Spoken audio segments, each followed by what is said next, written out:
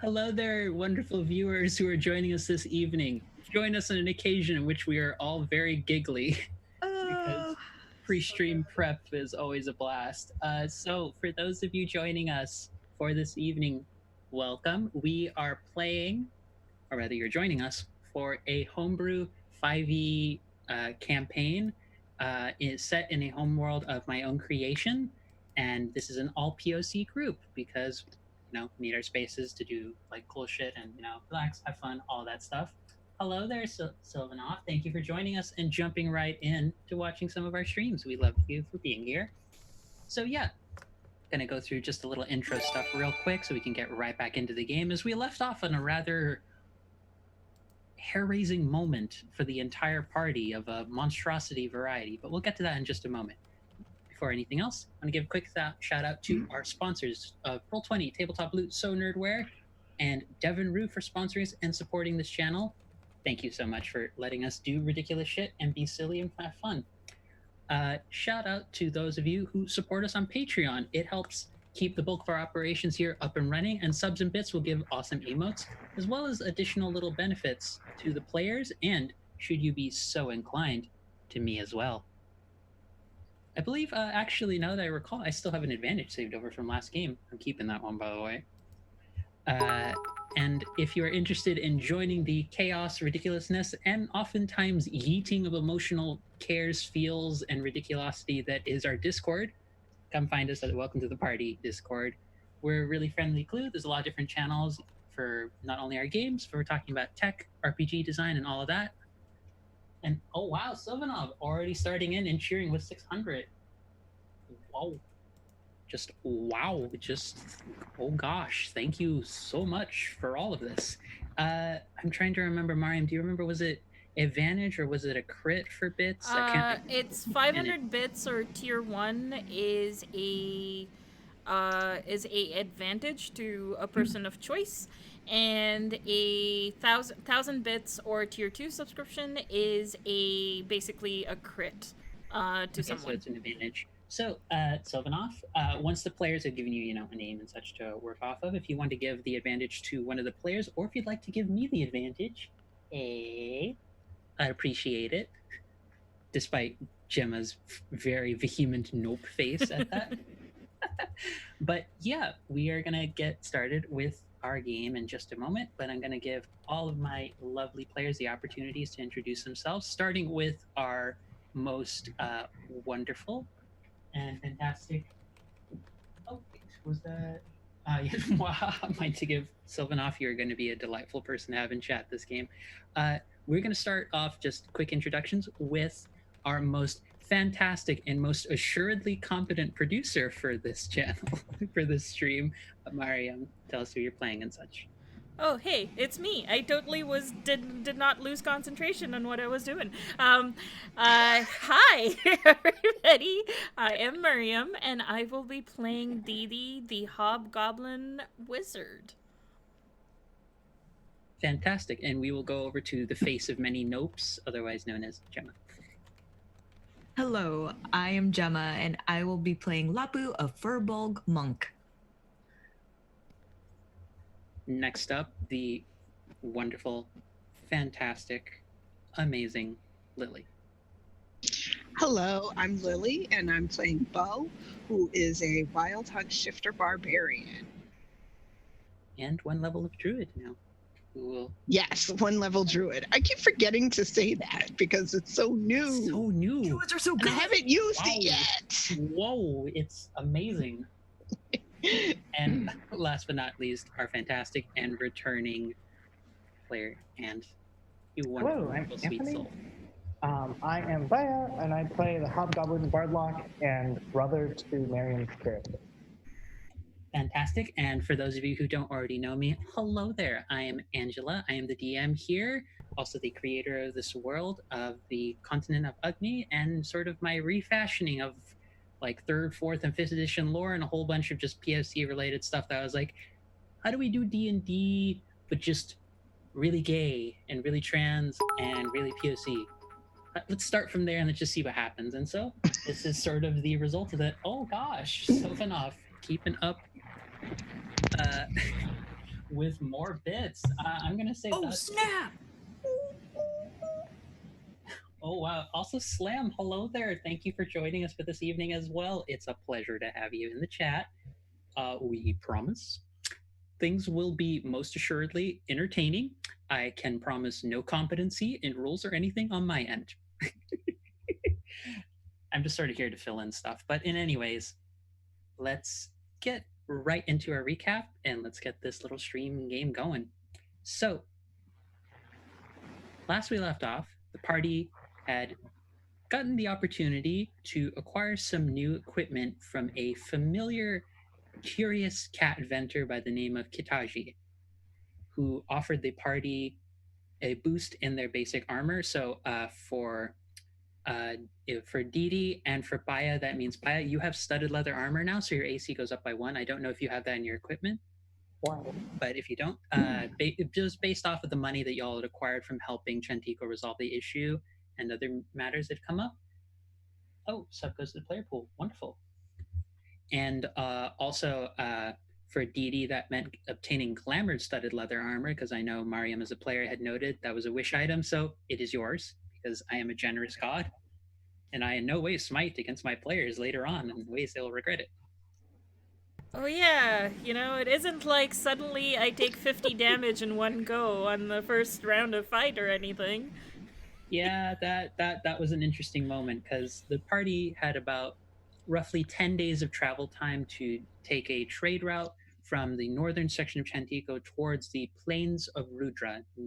Not quite arriving there at the end of those 10 days, but approaching the edge of it. And after having a rather odd discussion with an animated boulder, a magically animated boulder with a gigantic rock mouth, almost so one could even describe it as a magic mouth boulder, the party took a rest and was able to witness a rather terrifyingly large gnoll-like creature whose face seemed to have elven features in the middle of the night. Thankfully, they were protected, hidden away in a very conveniently summoned little hut. But the next morning, yes, Slam, I'm sure Didi will not use the armor whatsoever. Uh, but the next morning, the group awoke to hear 2 goblins yelling and screaming and running away from what was described as a scary kitty, which, for those out of character, was a displacer beast chasing the 2 goblins, whose yells and screams attracted an additional creature into the fray, a flying draconic off-white pink-scaled wyvern that in the first attack that landed against Didi, I think it was like 30-40 points of damage total from the poison, which very quickly yeah, that led to a retreat for Didi. And a whole bunch of sausages being thrown around. Yes, because Didi, for those who are new to the channel, has access to a joke spell book that the community of Welcome to the Party helped me create spells for, and I took it upon myself to actually stat a majority of those spells, one of them being Mass Healing Versed, which will act as a healing word that must be consumed by the individual who holds one of these 6 restorative sausage links, of which there are vegan options. Felling the wyvern and the displacer beast, the group had a moment of rest to chat with the goblin that did survive of the pair. One, unfortunately, in attempting to use a short bow to help get the pressure off of Didi, was unfortunately felled by the poison of the wyvern. The group discovered that these 2 had actually worked as minor guards for the cult which both Didi and their sibling had escaped from, and had been given the title the Apostles of Anathema.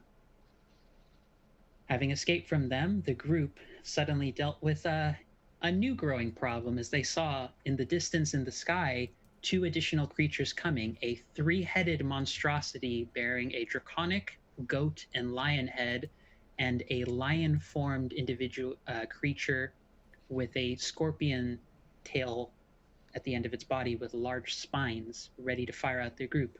However, at the very last moment, arrows seemed to be fired from shrubbery nearby, and the group seemed to have gained the aid of passerbys who called out to them to quickly get onto the centaur's back, who appeared to be the leader of the group, and get the fuck away. And that is where we find the party. Mid trying to get the hell away from out of character, the party understands it to be a manticore and a chimera are chasing them. So, you know what? I was gonna just give, Baya the advantage from one of the subs. I feel like I should gain the right to take it away for how terrible that pun was in chat.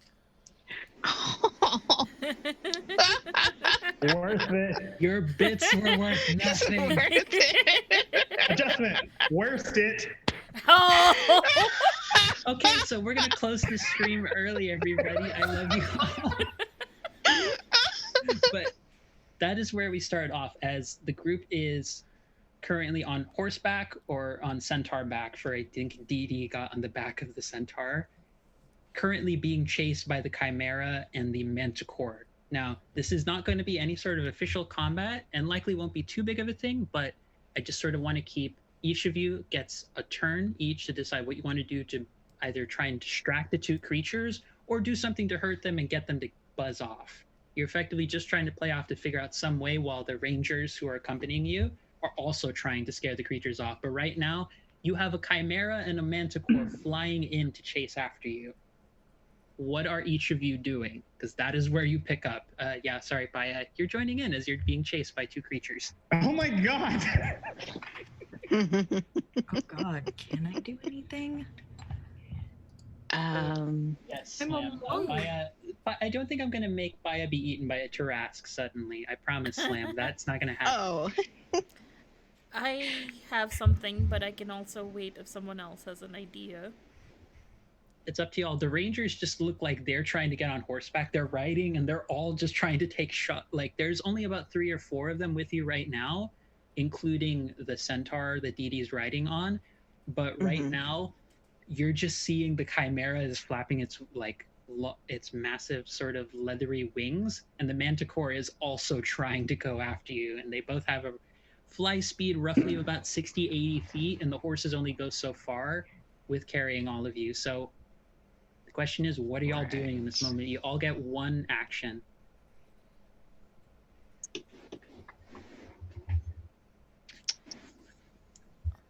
I mean, Dee Dee, you have a possible idea. Yeah, my idea was to take out some of my rations and animate them as a distraction. That was kind of my idea. Sure. A very high magic approach. For my action, this thing's time to shine. Since the beginning of this campaign, my trinket item was a little bag of sand, so I will throw pocket sand at them. Okay. And use that item because I want to use it before this stream campaign ends. Would you like me to catapult it for you instead? Oh my god, I would allow it. Catapult sand? I turn to my sister and I'm like, have a little bag of sand. It will save us. And I use the spell catapult to catapult it towards them. Awesome. If we were playing with encumbrance rules, I would no longer be encumbered, so. Okay, this is why I love this group, because this shit would not happen with my other 2 groups. Oh, what is your spell save, Dee Dee? It's in chat, it's 16. Their max dex modifier, I believe, is only a 2. And the highest I rolled between these two was a 13. So they fail. As you all see this bag of pocket sand get yeeted in the direction of the chimera and manticore, and they are both just freaking out. Like, the 3 heads for the chimera it almost looks like they're starting to argue with each other over what to do because none of them can see.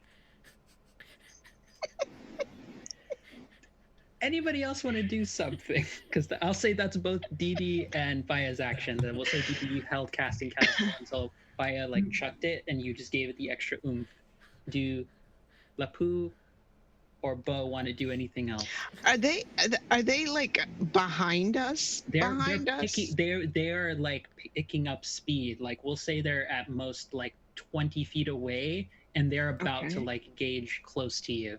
Like we'll say it's been one round of action, and they're about to in their next round pick up and get close to you. And it's right about as they would get close to you that the pocket sand is being just catapulted towards them. Okay. I'm not super sure if this will be helpful in any way, but Bo wants to exercise her new spell casting and do fog cloud Okay. to sort of like obscure their Right. view, I guess, even more. Okay. Actually, that will work. I will give them in order. We'll have it be that fog cloud kicks in, Hmm. and I'll tell you what the effects of that will be. Lapu, do you have anything that you want to add to that before the fog cloud kicks in? Because the creatures will say with another round that's happened, like all of you have been going on horseback and are trying to keep this going. Then they're about to close in on you when the fog cloud, like this is all kind of happening all at once. The sand is kicking in. They're about to like get close to the horses and pounce on all of you. But the sand and then the fog cloud, you can see Bo is about to start casting something, which you did not know Bo to be the kind of person to do that. So it probably I kind of look at Bo first. Like of all this, I'm like, It's thing. new. Casting? It's new. And while that's Cool. happening, I'll say, Lapu, as you're turning back to look at it, you see the draconic head of the chimera filling in a breath, like something. We're all on the what was it? You're all on horseback. Just We're all imagine on horseback being taken towards the actual plains of Rudra themselves. This is all like I didn't want to do like a full combat. This is more just to keep it loosey-goosey and think like, what are you doing in this moment? Outside of like an official initiative sort of order, this is just what are you doing, snap decisions in the moment. Like as you see this chimera is like one head is about to breathe fire, it looks like, on you, and the other two heads are trying to reach out with claws and their mouths. Well, they're not close to me, and as a monk, I'm like, you need to be close to me so I can punch you in the face. So I'm just gonna hold, and I'm gonna use just patient defense. Okay. We'll say the creatures will try and take, the Manticore is going to try and take an attack, but with patient defense, that's a 1. It fails. Otherwise, it would have been a 19 to hit you. This is why monks should use patient defense more. But right as it wants to go for a second swipe and it's about to breathe, snap, you all, fog cloud just kicks in, and you hear more than anything else the draconic head roar, and it sounds like it's roaring like in confusion, and you just see through the fog cloud, but in the entirely wrong direction, a gout of fire just breathe out from what you imagine must have been one of the draconic head itself.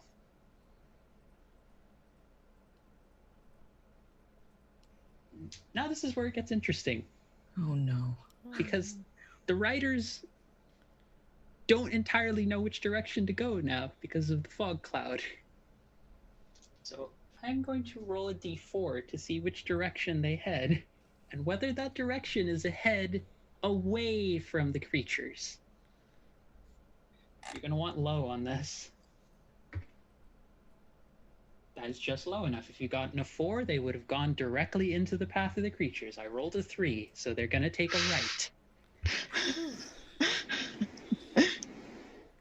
The two creatures are now going to spend their turn trying to take a perception check to figure out where the hell any of you are. While I roll that, which I'll say because I think Fog Cloud provides total cover, it'll be a full -5 penalty to their perception. The rest of you have a chance to do another round of actions. Figure out what you do while I roll this. At this point, I might still go with animating my rations. How fast are our speeds going? Like, is there speed like? The creatures have had to stop. Like, you can hear that they're just like you're hearing the roaring and the yells from the Manicore and the Chimera behind you. Like, they've stopped and like they're trying to, like, you can hear the wings flapping. It's getting quieter because you're starting to get away from them because they don't know where you went, so they've stopped to try and actively look around, but doing so has cost them a whole round of moving. So right now you're probably going to get out of the range because I don't think fog cloud is a super big radius, right? It's only like 15-20 feet. Is that right, Bo?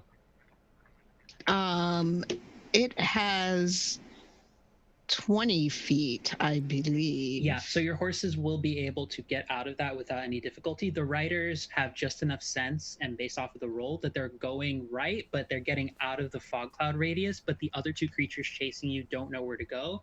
And they've only rolled an 11 and a 12. And I put the DC for them to try and figure out which direction to be a 15. So they are stuck, and I'll determine which direction they're going to go.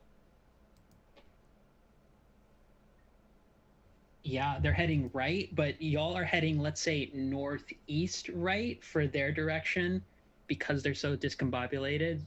They ended up pointing southward, so they're heading in a southwest direction now. So they've escaped the fog cloud, and they're heading in an entirely different direction now. Do any of you do anything? Because now you can see them flying off in the distance. Let them fly. Yeah. Let them be free. Fly like a bird. Away from us. Yeah, they're not our PoC babies, so they can go. They can go. Yeah, you do see just off in the distance a couple of little moles come out of the ground, and you just see each of the creatures just go and take a pair of moles each, and then they turn to each other and they start fighting over getting the moles. Oh, For all intents and purposes, they appear to have entirely lost track of you.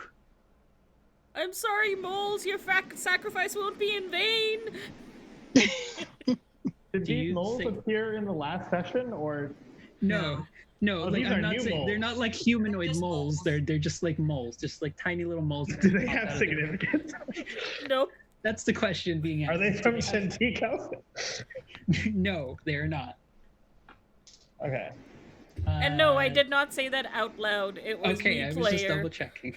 Me Okay. player sort of commenting. Okay. Also, it wouldn't have mattered because they rolled a 1 and a 2 to hear you, so they don't hear jack shit. Well, they've got moles in their mouth. Yeah, they are currently consuming the unfortunate residents of the area just on the region. So, can we say that there was a mole? nope. Nope. Okay. Adding wait. 10 hit points. Turn to this that. off. Let's. Is that what's in the sauce? To commemorate their sacrifice, I will use Mask of Many Faces, only while nobody is looking at me, to temporarily take on the face of a mole. And then I will stop, because that is a weird thing to do. I will allow it because it's absurd, and I've just come to expect the most absurd things happening from Pike. But as you get farther and farther away from this situation, which could have gone into a full combat if you hadn't done something like, honestly, if that fog cloud had not deterred them as well as it did, this would have been a whole nother fight, which I was not planning to do, but Sylvanov, I appreciate you and your enthusiastic commentary. It's fantastic. Also, thank you, Slam. Yes, those are literally monsters they got away from, as in they're classified as monstrosities. Yep. But as you get away from this region and you start coasting through some of the open terrain you've been in, you come upon a new area.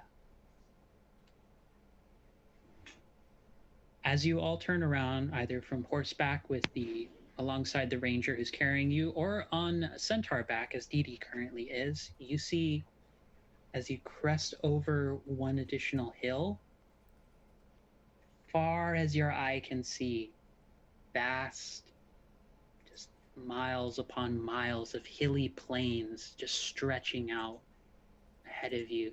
You see way in the distance, you see some sort of oxen-like creature. You see goats grazing, both of mundane and giant variety. You see a strange, monstrous kind of creature that appears to be roughly the size of a bear with an owl-shaped face. Uh, just occasionally roaming through some of these hills. You more than anything, you feel, even though your feet are not actually present on the dirt itself, just the sink, the toughness, the heaviness of the dirt and the soil that the horses are carrying through. And more than anything, for any of you who have very long hair, this is a very harrowing experience. Shit, did not mean for that pun to kick in. This is a very strenuous experience because every few seconds as you're riding through, there is just this heavy, just gust of wind that just blows through the area. Just these intense, far chillier than you think would be for the rest of this area, with its broad, vast open skies that are bright blue. And even for a place like Chantico, even with being out on the road, light pollution isn't very much a thing in this kind of world, unless really you get to somewhere like Backfire. But the clouds, the skies are open above you. The sun is shining down brightly. The wind pierces through, moves so intensely that even at just little moments as you look up, for the little bits of clouds that are there and the moments that the wind pushes through the area, the clouds seem to speed up at that same kind of almost jittery pace. And you see occasionally dotting along, far off in the distance, little mounds that appear almost like statues, dedicated with figures that you can't quite tell from this distance. Welcome, travelers, to the plains of Rudra.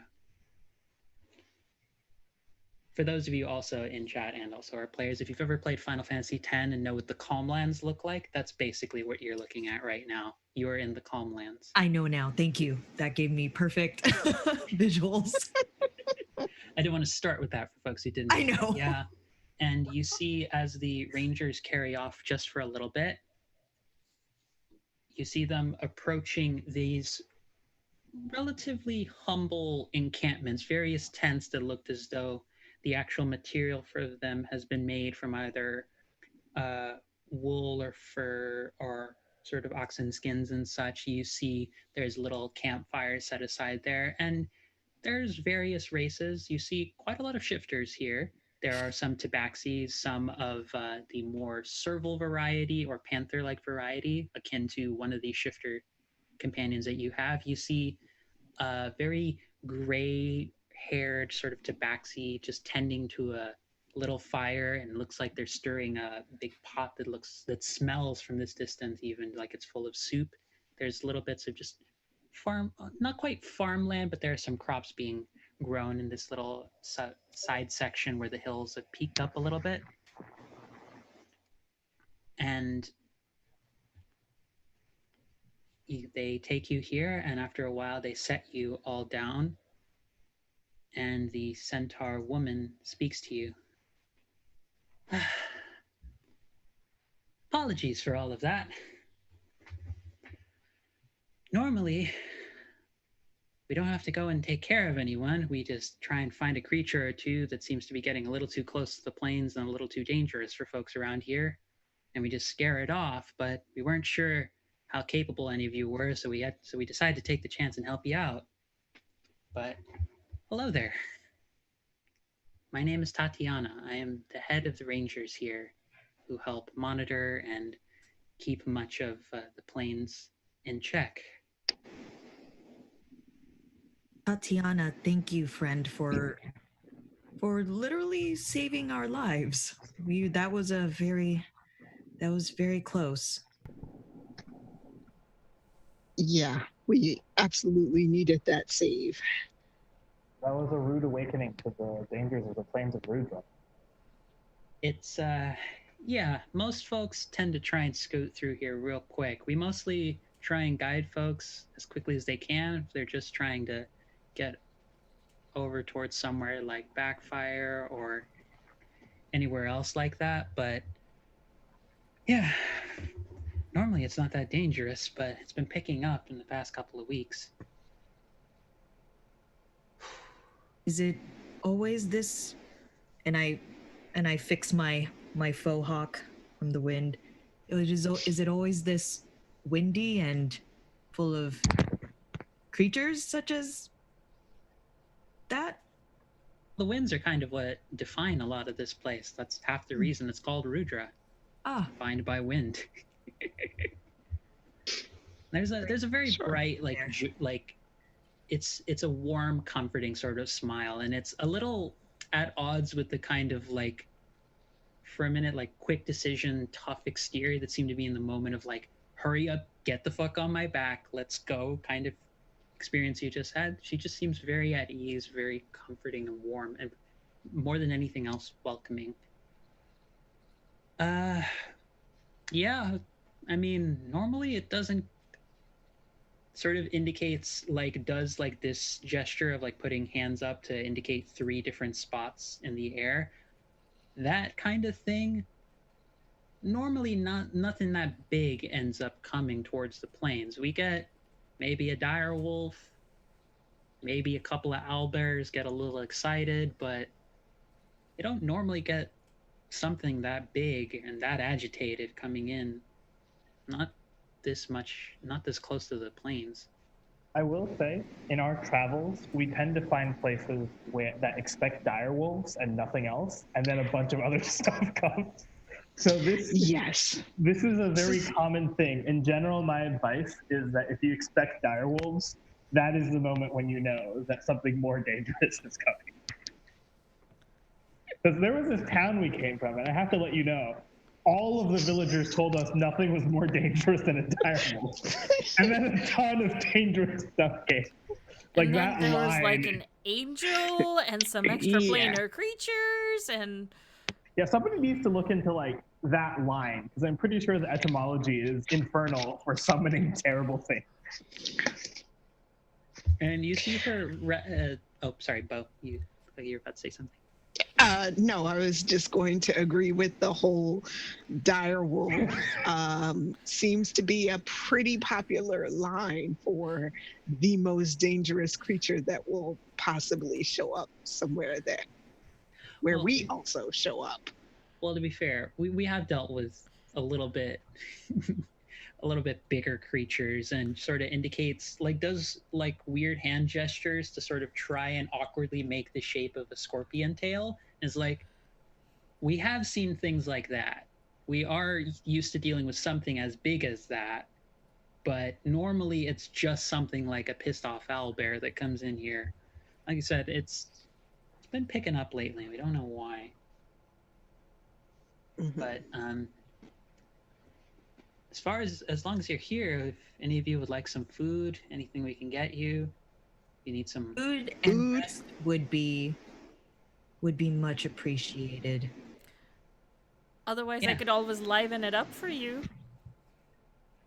We don't need any bears. No, I meant the food. I can I would like the food liven not it up. to- I would like Please to don't. have the food not there. Yeah, please don't.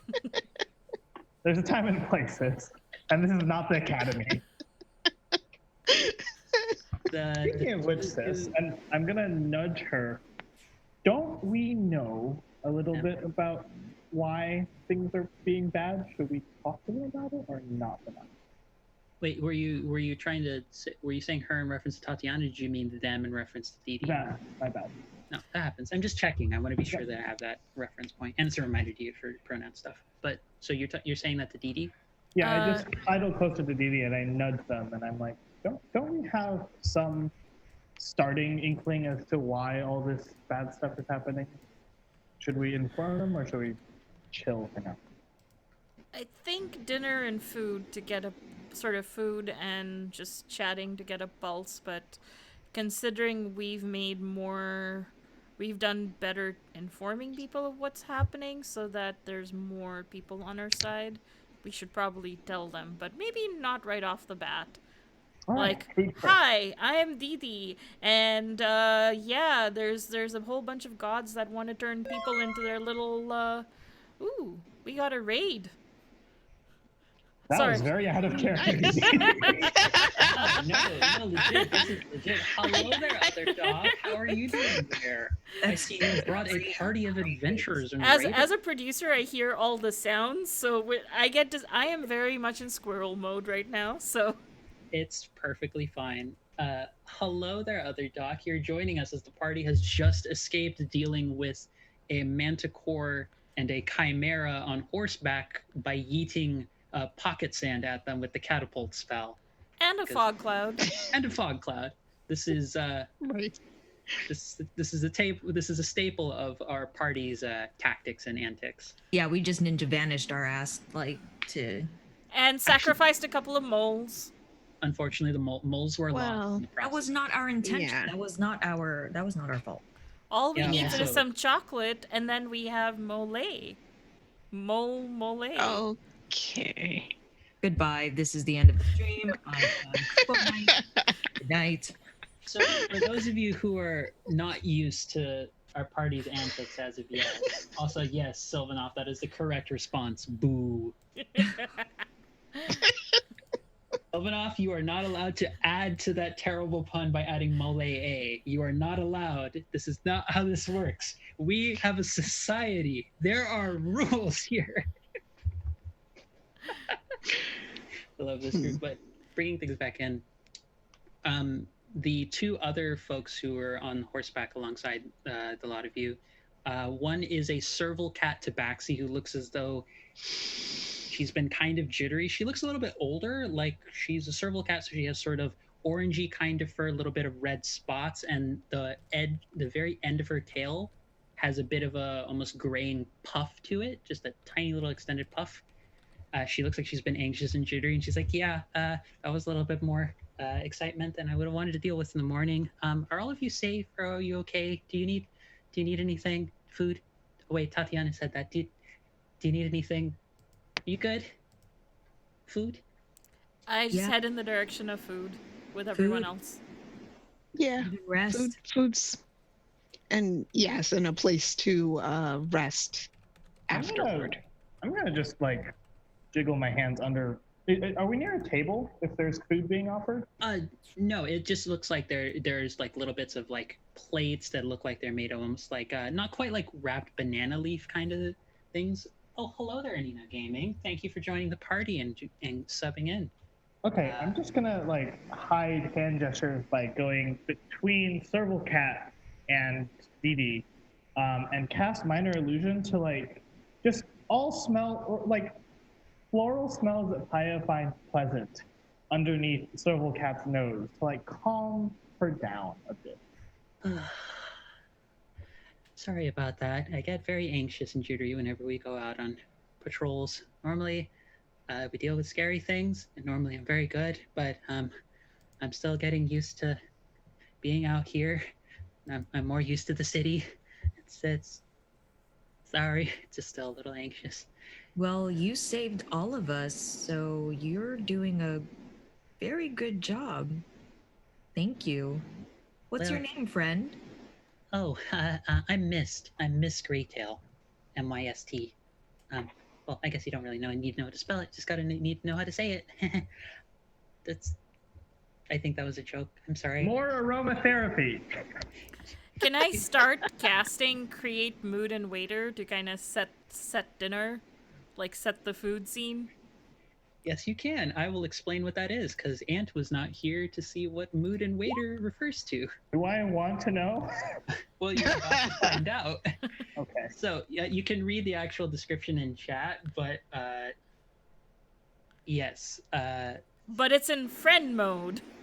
It's in friend mode because as we sort of created it last session. So, for Ant's benefit, what you see is a spectral servant just slowly appears right next to Dee Dee, as well as just a very comfortable small little table and you hear around you conjured music, but it's very serene and very comforting. Where is that music? Very easygoing.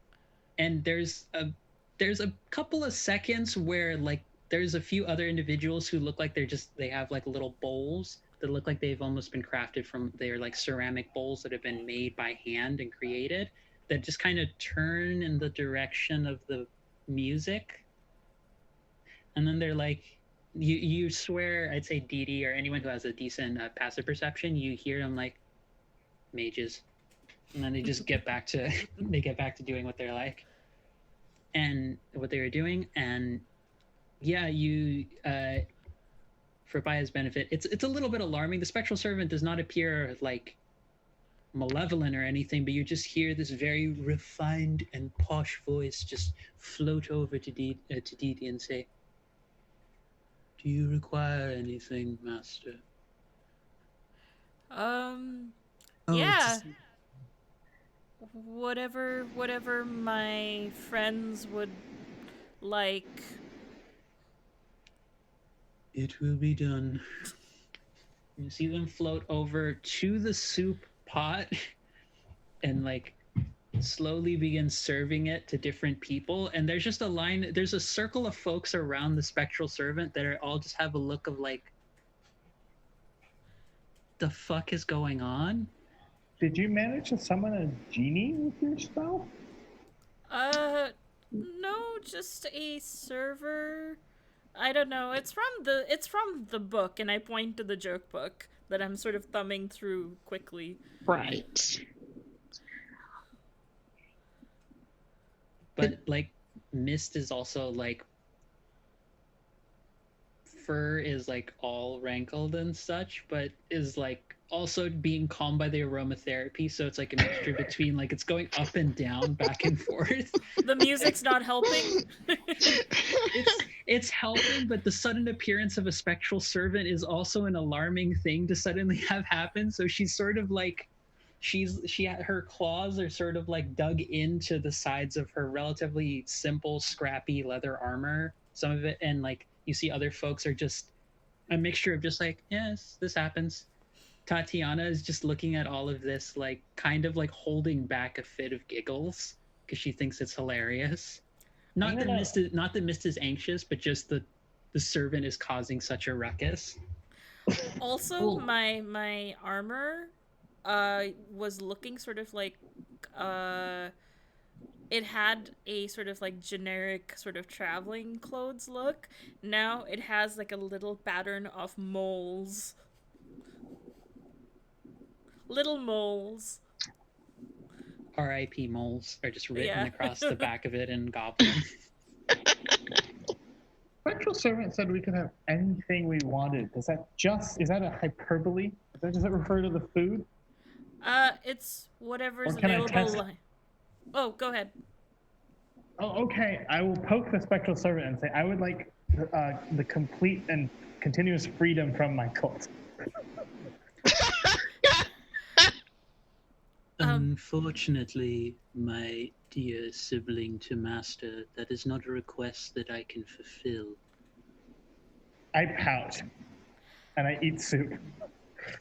By what I meant by sort of anything, it means anything that's lying around that is food-based.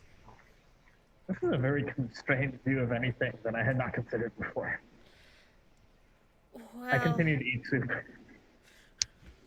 The servant just walks up to you. I apologize that I cannot fulfill your request, but I am bound to the will of that who summons me. I turn to Dee Dee helplessly, and I'm like, now I feel like a terrible person. Well, I guess it's mind over matter at this point. Okay. As I continue to just sort of enjoy the music and have my soup. The other shifter ranger who was on horseback, probably with bow.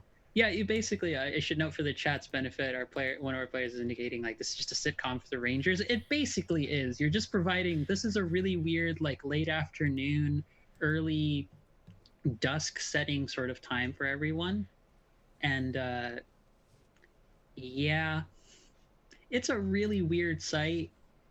The third ranger who was traveling with you, I think would have been on Bo's horseback, is a panther shifter, like deep sort of black fur, like kind of yellowish tint to the eyes with and like, well, you tell Wait, me you how, put me on horseback with a cat? yeah. Yes. She looks mostly cat. Like there are Oh. definitely like humanoid kind of features, and the horse does not seem Oh. bothered by her presence at all. Like the horse seems like incredibly like comfortable with her. But yeah, you are traveling on the back of horses. I guess you should be lucky that Bo's shifter self is, a fox and not a wolf or something like that. I almost forgot about that part. Remembered it as I was remembering the detail about her being a panther. But yeah, you'd know that this is a little strange, Bo, because most shifters you encounter don't typically have such a heavy emphasis on the like creature that they shift to typically. But she seems incredibly at ease, and she's just like, yeah, no, y'all are weird, but it's a pleasure to. But helping you out seemed like the best idea for the moment, I guess. I don't know. Y'all are weird. She just goes, sit down, and starts getting some of the soup as well.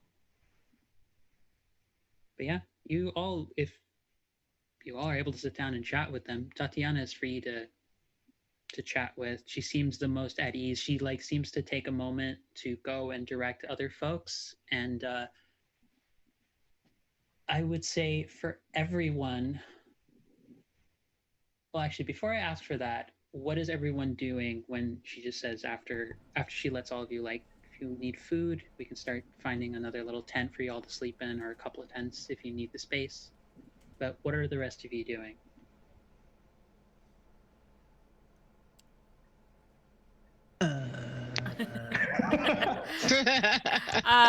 If it's end of day and we're sort of like basically winding down, I'd probably start learning spells, which we don't have to do right now. But in addition to that, I'd be sort of like setting up an alarm area, then telling my familiar, who I clearly have not forgotten whatsoever, to stand watch, and also casting Tiny Hut in our sort of like shared space. I think earlier, as we were coming in, they said their mornings were usually not this exciting. So we've got a day. Yeah, I assume it was actually morning instead of dusk. That was my bad for not remembering, because I did say morning earlier. That's your right. So yeah, because I think it was you woke up and dealt with this. That's what was happening. It would have at most taken only a couple of hours of travel to get to the full like extent of the boundaries of the plains.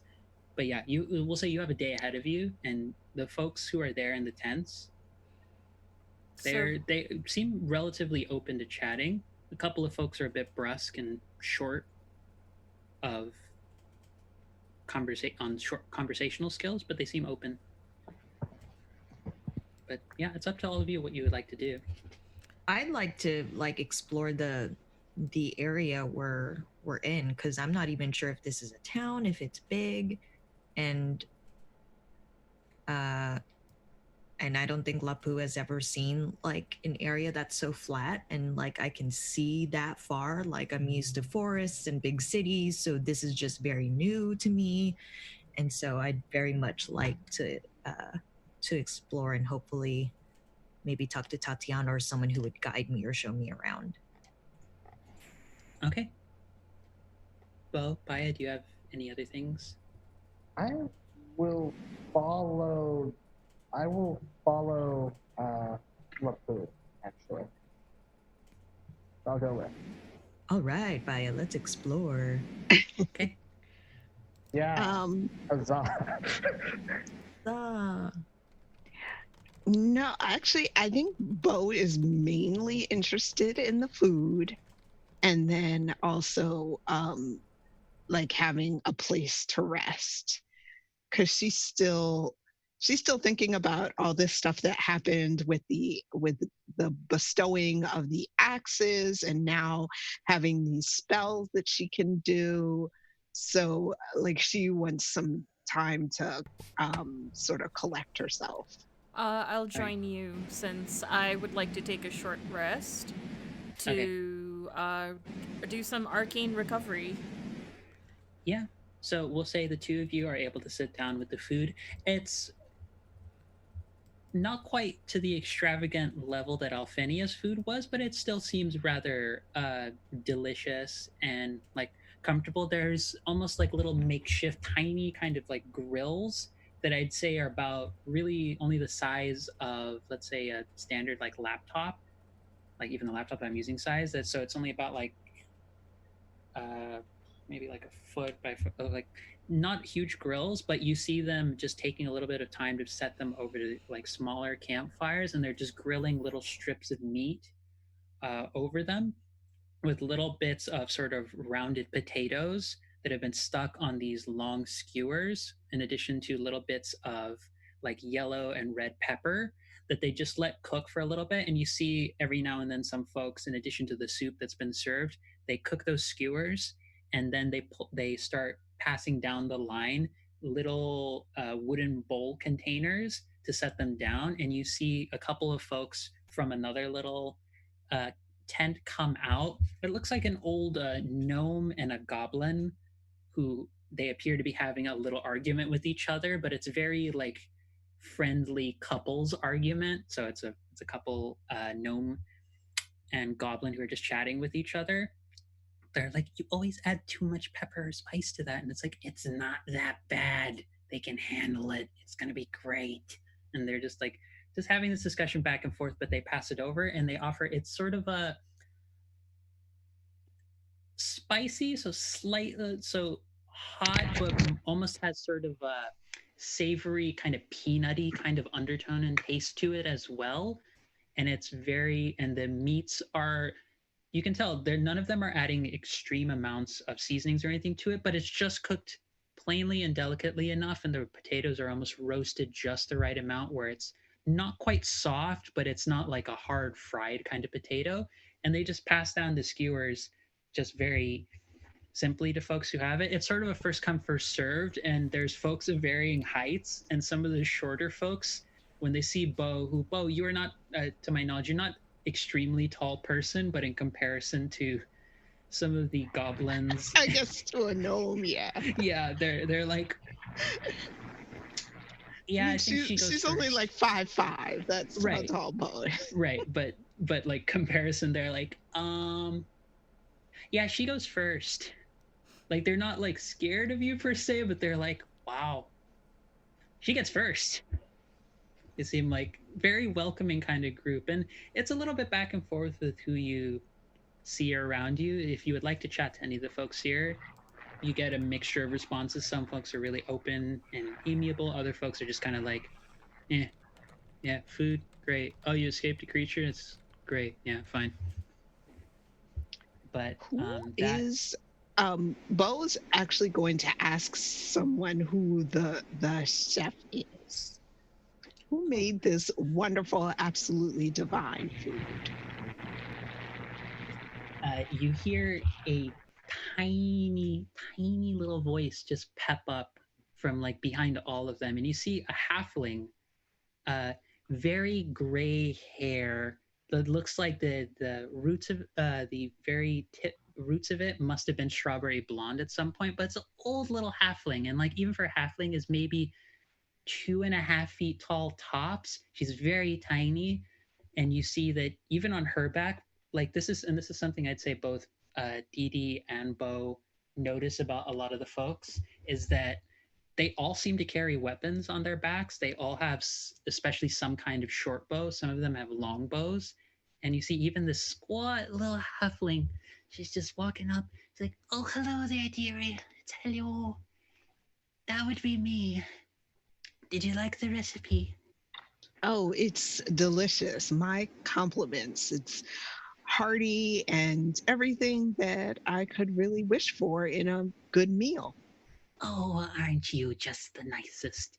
why don't I'll see if I can get some second helpings. It's a little bit of trouble to try and get some more supplies, but we'll see what I can do. And you just see her just very like shakily and very excitedly just trying to like walk over to another tent, and she has like a little container that she has like little bits. It looks as though while the strips of meat themselves have not been like the spices have been added during the cooking process itself, it looks as though she has some containers that you see her just wave her fingers a little bit, and it's almost like she's using prestidigitation to extend the marination time for bits of meat, especially little strips of like beef and chicken that she likes to soak overnight. You get the sense from like the way it's being prepared and such.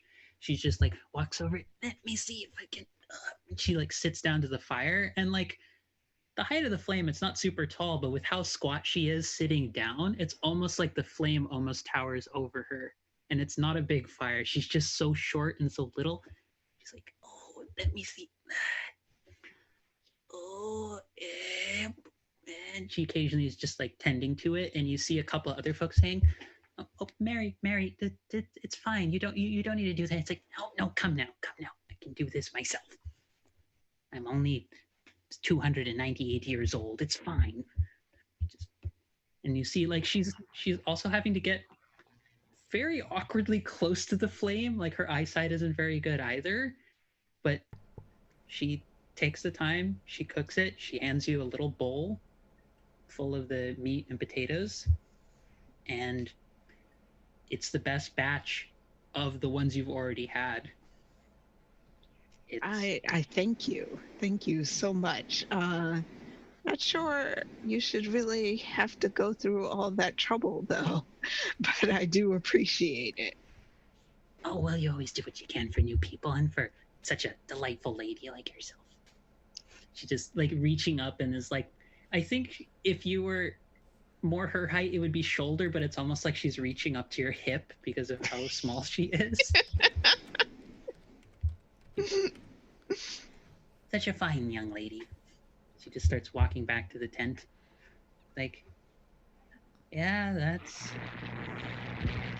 that's everyone else around you just like, yeah, that's Mary for you.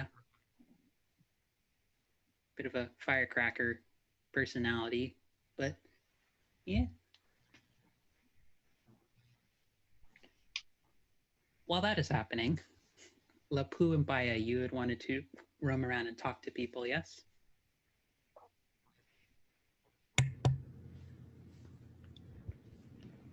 Do I have that right? Yep. Okay. I would say between the two of you, if you're actively trying to get people's attentions, just roll me roll me a persuasion check just to see what level of interest you can get. And if you're just trying to listen in on conversations, you can roll a perception check. Allow either of those, depending on what you're trying to accomplish. Maybe I'll go for perception just to see what the conversations are about. Darn it. Okay. Nobody, as far as you can tell, seems hostile to you. Folks, you're new, and it seems like the folks you happen to stumble upon tend to be more the older, gruffer types who seem like they've been like patrolling and doing a lot of work around the plains for a while. But you do find a rather muscly, a rather stocky kind of orc who seems to be chatting with a couple of other fellows. You see a high elf and a drow who's also talking with him. And you do happen to catch his attention. Oh, hello there. Ah, hello, friend. I'm very new. I literally just came up this morning. Are you a citizen of this town area? You're definitely new if you're using a word like town. This is more, we just tend to treat it as sort of roaming encampment. There's not really that many of us, and he sort of like spreads his arms, and you see like the total like overall amount is maybe a few dozen like tents and like little like you notice from getting a closer look, they're relatively portable as far as homes go. Like it seems like these things are designed from a practical standpoint to disassemble quickly and move around. It's almost and the orc will say, "Yeah, I've been with the Rangers for about 30, 40 years at this point. Just been patrolling a lot of this area as best we can. Um, but yeah, no, you're definitely new here if you're using a word like town. No offense, but you. None taken. Nope. I know my place and very new. So does this encampment roam around pretty often? Well, yeah, it's sort of what the Rangers of Rudra do. It's sort of what we're a little bit famous for, if I'm being honest.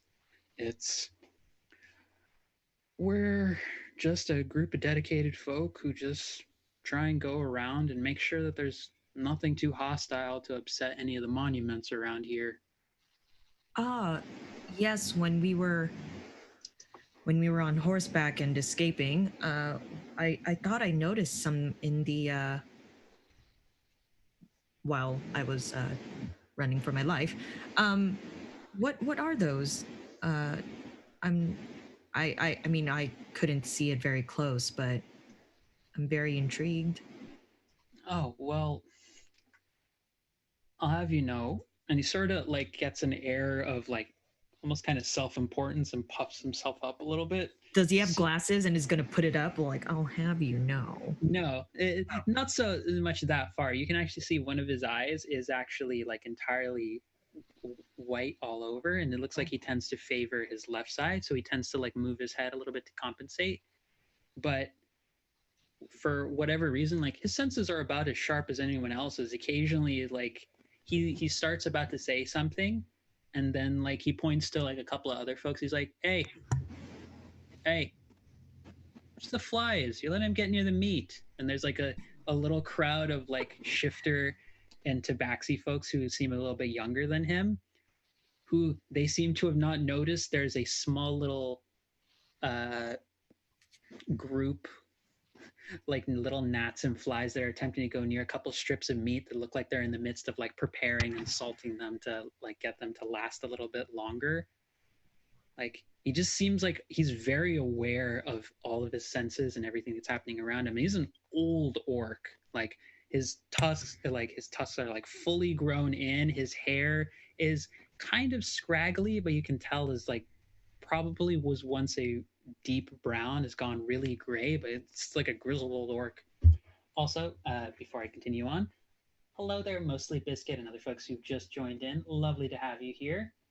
Uh, yes, if we have Partly Cheese or any other of those with similar names join, we will be complete.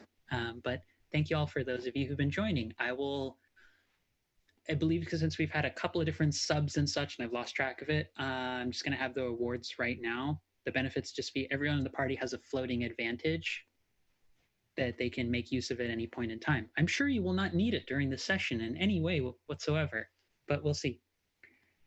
But he continues on saying, so originally a lot of the Rangers, when we were founded, we just tended to be kind of folks who just wanted to be a little bit away from the city. We liked being out in the open. We loved the fresh air here, a lot less chaos of the city, and even places like Avis and Chantico can get a little dull sometimes. So we just wanted a little bit of adventure, but nothing too dangerous for our families. We just wanted to open air, be here, away from civilization. So a lot of us originally were clerics and rangers who, and he sort of looks up with just a slight air of reverence. He's like, we gave a little bit of thanks to Chante, to Saloon, to Ailestray, and to the Wild Mother herself, to Melora. Bless her. She's given us a lot of this place. And a lot of the monuments are just sort of carryovers from different times when folks used to care about the gods a little bit more, or used to maintain a lot of aspects from the gods. Nowadays, not as many folks, at least here among the Rangers, tend to be as committed to that part of it, but I'm an old hat. still, do rituals and what have you every morning. And that's what a lot of the rangers do. We just try and manage, and we move around a lot.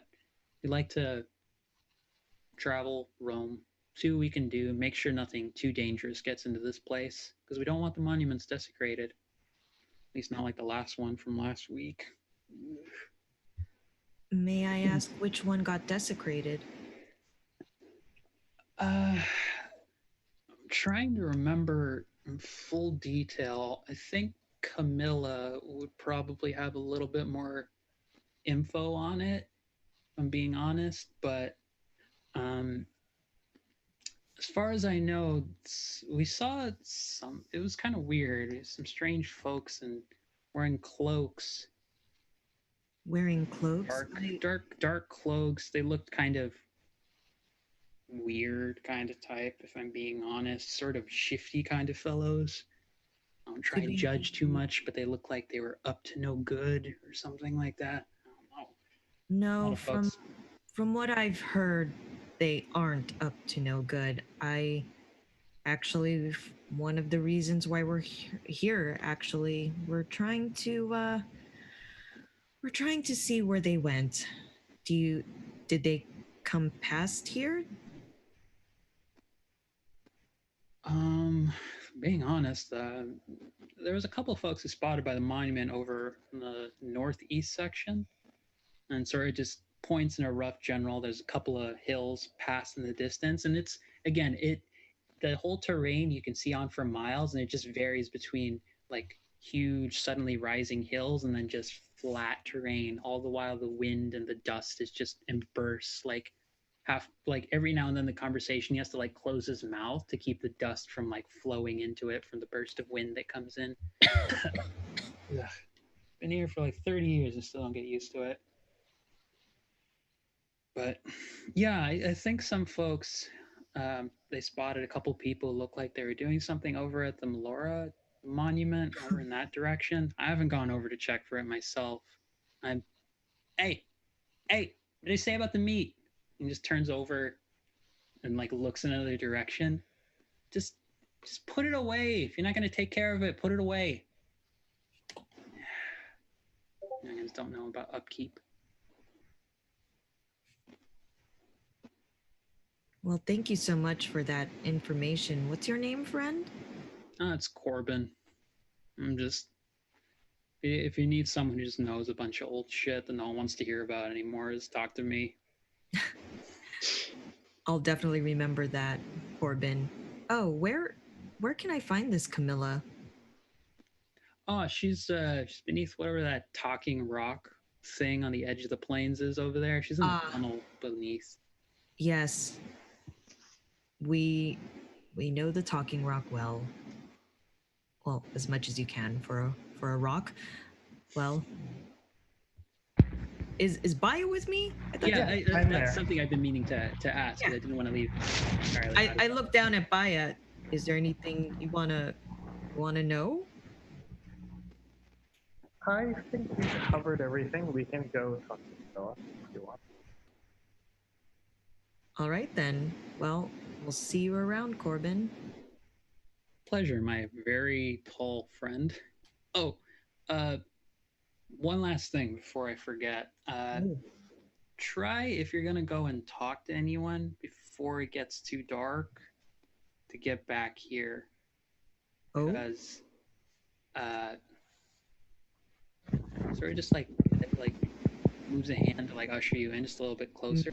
I bend down.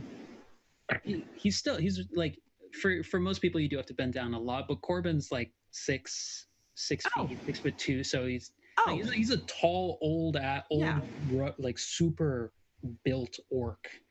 oh, I Yeah. can just bend a little, like just Yep. not so much. All right. I love having Lapoo's like 7.5 feet tall in the party. But it's like we had someone taken last week. That's sort of what I was mentioning earlier. Oh, We think we had one of the younger elven folks, wood elf folks who joined us a little while ago get taken, and we're trying to keep the panic down, like keep it from like going out. But I'm so sorry. Does everyone know? Folks, we've been spreading the news just very slowly, but we don't want it to like get out too much. But part of the reason for that, we're worried that that's connected to another thing that's been happening, where we used to have pretty good connections with a lot of the gnolls who live in the northwest section of the plains. Mm-hmm. And they're normally pretty friendly to us. Like most folks around here, like, yeah, we're rough and tumble, but no one gets too aggressive or anything. But for some reason, that they've just been getting more and more hostile.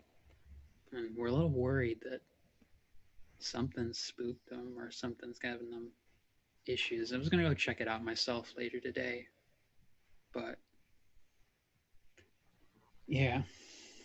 Just stay safe, friend. You seem capable. Sort of raises the eyebrow on the one good eye. Enough. Yeah, I just I just laugh it off and go, well, I'll I'll do my best. And yeah, I walk away to find Camilla. With Baya, maybe? Still with you. Okay.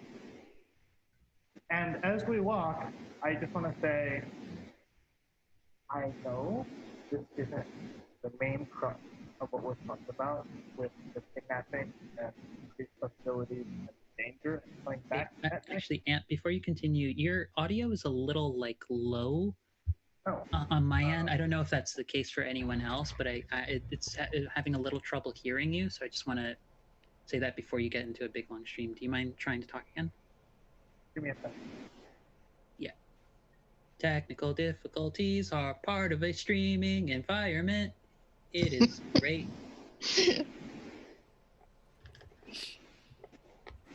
We can't hear you if you're talking right now. Well, he's mute, but Okay, testing. How's my volume right now? Is it still quiet? it's better. But there's some like background noise, and I think it's coming from your sound, but I'm not sure. Let me mute myself and tell me if it's still around. Yeah, it's gone. For me, Yeah, I don't. I Has don't anyone? hear it. Is it back now? Yeah. I will. I'll just try my best to hear you a little bit more. It's better. Like you. That's A better. little bit louder, but it's for me. It's just a little bit quiet, but it's manageable. I just need to focus like a little bit more to hear you. I will also talk louder and enunciate more. That works. That's perfect. So, I know this isn't the main crux of that conversation, what with the kidnapping and the increased hostilities and us needing to get back before it's dark. But I just want to say that these, and I take out my common clothes, which for me would be the cult robes, from my backpack. I know they make us look shifty, but they're really comfortable. I just wanted to let you know that. There's a look on Lapu's face that I thought it was going to be really serious, but then it was kind of like, oh, it's comfy, and I'm like, No, it's just I recognize those cloak descriptions, and they seem to be similar to this one. And again, sort of wave my cloak around. And I try to put it back softly into Baya's bag. Let's not. We're still new around here. Well, we're walking towards this talking stone, away from the encampment, right? Well, to be clear, the talking stone is like hours of travel away. Yeah. You would have to like get on like borrow a horse to go back over. Corbin would just make clear like Camilla, the one who lives under that particular in the tunnel. Because this is an additional benefit for you. And there was a tunnel in which an individual beneath it, who's said to have like long. Was Camilla the? Oh yeah, Camilla with her enchanting gaze, and there was a bust. That was Camilla. Okay. Yeah. Retcon. There's a bust of a hero over there that we're not sure is actually made of stone, or perhaps once was the hero. Well, okay. So instead of taking my cloak out, I will open my backpack to show Lapu. Just a slight change in what I'm doing. No, based on the new information. Right. No, that is helpful information that you should know, but be aware of. before anything else. Just that's not your fault, and that's on my fault for not remembering that bit of info that you should know. But yeah, just really wanted you to know that very semantic, pedantic detail. I touch the cloak for to see for the proof. I was being honest, I swear. And I feel the cloth, and I'm like, oh, it is rather comfortable. Yeah, it's a comfortable cloak that makes us look really fluent. Well, that's a shame. That is a amazing response. Nice. The cloak. Pro is super comfy. Con makes you look villainous. Right. I'm adding a detail from the chat because folks should know this detail. Once again from Sylvanov, indicating pictures evil cultists and snuggies and slankets before busting out in cackling laughter. Bwahaha. Yeah. Oh. Yeah, this is where we're at. Do we want to go with the group? I mean, it seems like Bo was having a fun time socializing with the folks eating. Or do we want to wait? Do we want to go ourselves and come back? Oh, well, I definitely want to wait. The fight was pretty rough on me, so I'd like to take it easy. Let's go back to Bo. Unless there's something else you want to do, Baya. No, you literally covered every single question that I may have wanted to ask around each time 30 seconds before I thought of asking. Everything is covered. Okay then, and then I walk towards Bo. And I walk towards Lapu.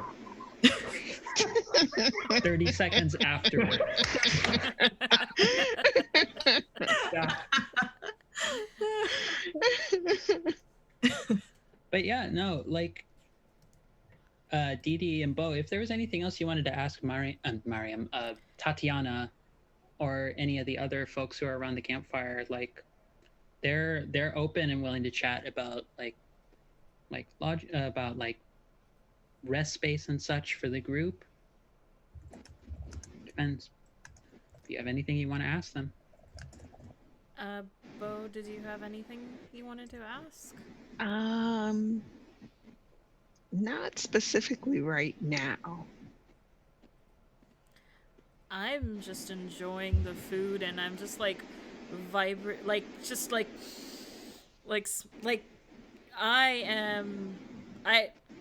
Dee Dee didn't we got attacked shortly after, so we didn't actually have breakfast, and then we were fleeing for our lives. So yeah, just my mouth is full, and I'm just like asking through like chipmunk face of this like, oh, so how does this go? I should remember how you. And I'm just like making almost like a running commentary, inside voice as outside voice of I should make a spell for that or something in those lines. Right. I mean, I just think Bo would be eating, like she would be just as dedicated to eating, but probably not talking as much. Although, if Dee Dee mentions like writing down a spell, she would be like, please get the words right. Oh, I actually did want to have a conversation with you about your spellcasting. I remembered that. I just remembered that. Oh, right. So I turned to you, and after I'm sort of talking to myself, I was like, by the way, that was just brilliant. I didn't know you could cast spells. Don't long have you been holding out? Oh, no, it's a very recent thing. Trust me. I don't even feel like I have, a handle on all of this. I like using my hands, but not for this kind of stuff. It's a flick and a wrist, so like that. I haven't even mastered that bit of it, I had this visit from this deity Cord. I'm almost certain it was. I don't remember if you, out of character, I don't remember if you, as the GM, actually told Yes, me that you it did. was You specific. you would have been given the title, the Warden of Strength and Courage, Mhm. which, given all of the Cordic Right. enthusiasm Okay. around you, you would know that that's the title for Cord. In other variations and parlances, And would be referred to as the Storm Lord, or it would be referred to as the Warden. But no matter what that title, you would know it refers to I would originally know it's Cord. Cord. Okay. You would know for certain. Yeah, it was Cord. I had a visit from Cord, and that's where I got my new axes from, which are awesome. Can I say? Incredibly awesome with the whole lightning stuff. And then he bestowed on me this power to like draw magic from the earth. Seems like you had a very cordial visit. Ha ha ha ha. I see what you did there. Is exactly how Bo responds.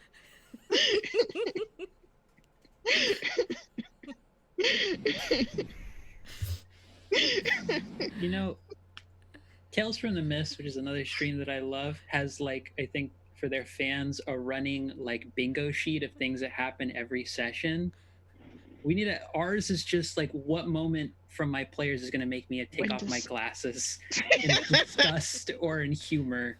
Also, for people new to the stream, we don't actually usually pun this much. Tonight's just special. Tonight we I think, all have we're just we're I don't know. Something's going on tonight. It's that we missed you so much, Baya. That makes everybody a fan of pun.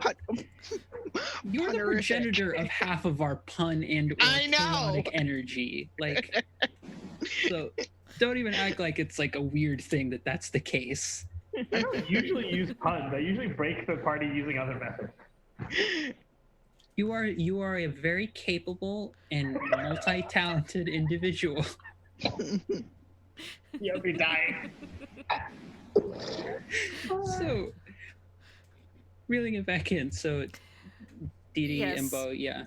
And I say, oh, does that mean you are a divine, how do I say cleric without saying the word cleric? You are a divine agent of Cord now? And I don't say it with that much sass. I was trying to get the words out. I genuinely ask, curious, are you a divine agent of Cord now? It doesn't feel that way. I don't feel like I get any power from worshiping Cord. And I think Cord actually kind of got some humor from how skeptical I was of him somehow. No, it really feels like it's the earth that responds to me, like the nature and the wilds. Reminds me a little bit about how Lapu speaks of their connection to the earth. Yes, I think it's closer to that, actually, though Lapu seems much more natural at this than me. Sorry, that face. And I sort of nod and I say, well, if you need help with any arcane or understanding what you have, I might be able to help, or at least I could find a book for that. Yes, although I would like to make sure it's a book that has good translations. Fair. Although you have enjoyed some of the fruits of the spells. I mean... Yeah, I mean, as much as I make fun of it, the cause bear is actually quite entertaining. Yeah, it's definitely a keeper. I also enjoy making sure we have a fresh supply of rations as I point to a little bag of lentils.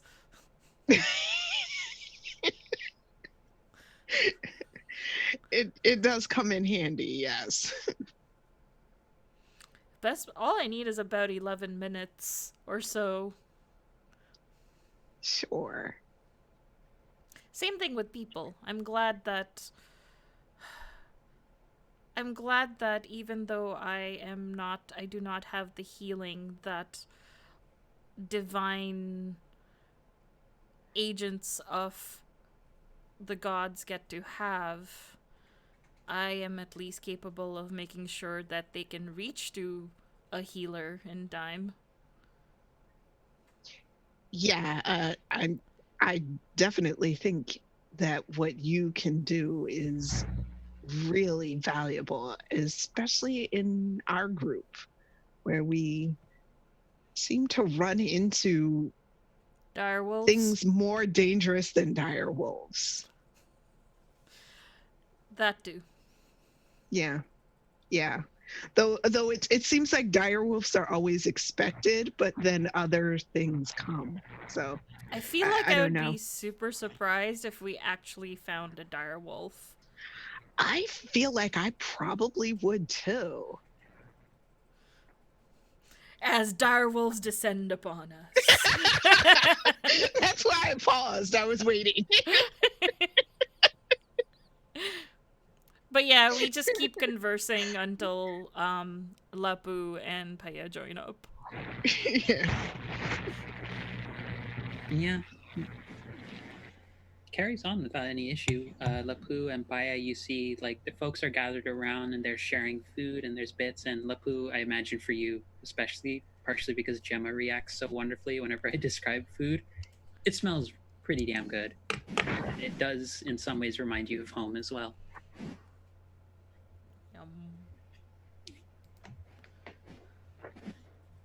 Oh, I definitely go in for more helpings. Yeah, and I would say you do, Lapu, just out of the corner of your eye, you do spot one or two fur balls just tucked within some of the, Ooh. like the back of the line. They're, they seem like they've woken up a bit late and they're getting towards the end of it. And you see them like also, like they look tiny bit sad, but it's more because they look like they have their own little like containers that they've carried. um it looks like there's another dish that they have inside of the containers as well. You can't quite spot it from this distance, but they just look like they're chatting, and they look like they open up and they occasionally take a bite out of one or two of what you see inside. Oh. I walk up to the furbolgs. And I'm like, "Oh, excuse me. Hello. I just wanted to say hello. I don't usually see many of our kind in travels." Hey, it's been a while. It's been a while since we've seen other folks from the forest. Lovely to see you. Yeah, and I try to mimic. Hey. Yeah, they both seem. Out of date. Yeah, no, it seems like you just stumbled upon a married couple of furbolgs who are Oh. from the forest. They're like, "Would you care for some of these?" And they open up a container. It's just a little bit of like, seems like it's a mostly wooden container, but it looks like there's like nice bits of cloth wrapped around it, where it looks as though something relatively freshly made has been refreshened with little bits of magic. Like it looks like they've talked right before you came up to someone who's like been prestidigitating bits of food, and you smell coming out of it. It's a mixture of sliced bits of cabbage, green onion, carrots, and a heavy scent of garlic, as well as a little bit of. It takes you a second to notice it, but almost looks like ground pork inside of it as well. For our viewers, it's lumpia.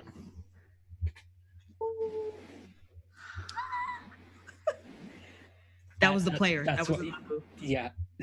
I figured as much, but I was trying to remember the dish. That's why I was like quickly pulling up recipe. Oh, please, I don't. It smells divine, but I don't want to. Please, I don't want to take any of your portions. Well, we were originally going to share them with other folks here, but we woke up a little bit late and everyone's kind of full.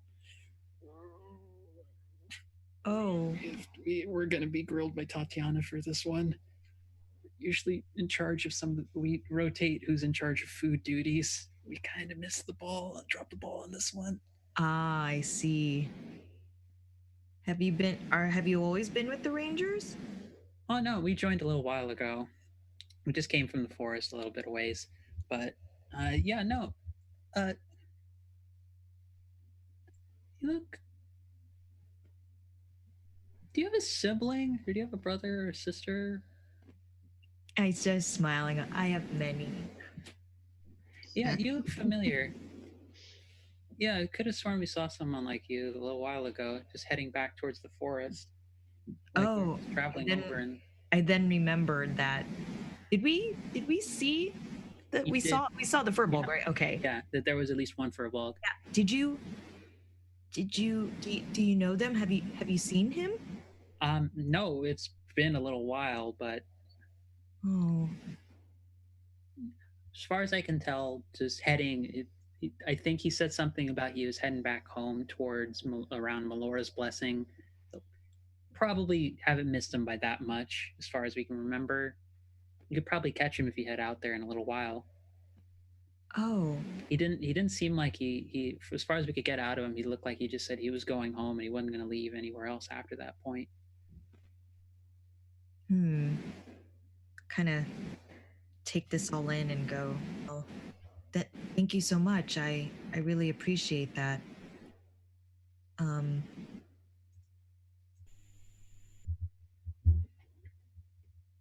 Would you mind if I take you still up on that offer for your dish? Sure. Hey, it's gonna be all right. If you haven't seen them in a while, I'm sure they're fine. Don't worry about it. Yeah. They hand you just like a handful of these like, little rolled up bits. They Oh. smell really good. They smell just as good as the rest of the food does. I take a bite and just nice soft. It's nice hearty kind of crunch. Not quite the intensity of like a tortilla chip, but just like nice, like slightly fried, kind of like egg roll level. that perfect crisp sound. Yep. And it just reminds me, like Lapu and of home. Yeah, it's comforting. But yeah, depending on what the group just decides where they would want to go. As far as a sort of recap, because we are about to go on break for our lovely viewers.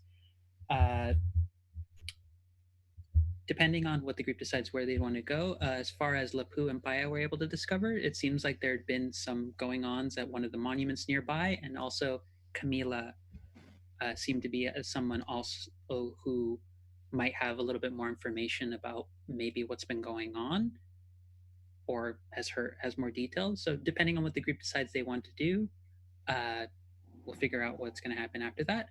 But we're at this point in time, we're going to go to our break. We're going to be off for about 10 minutes to just get water, use the bathroom, take meds, because folks, if you need to do that or anything like that, don't forget, take care of yourselves.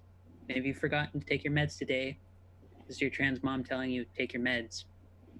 But otherwise, love you, wonderful viewers, and the folks who've been rating us. We will see you in about 10 minutes.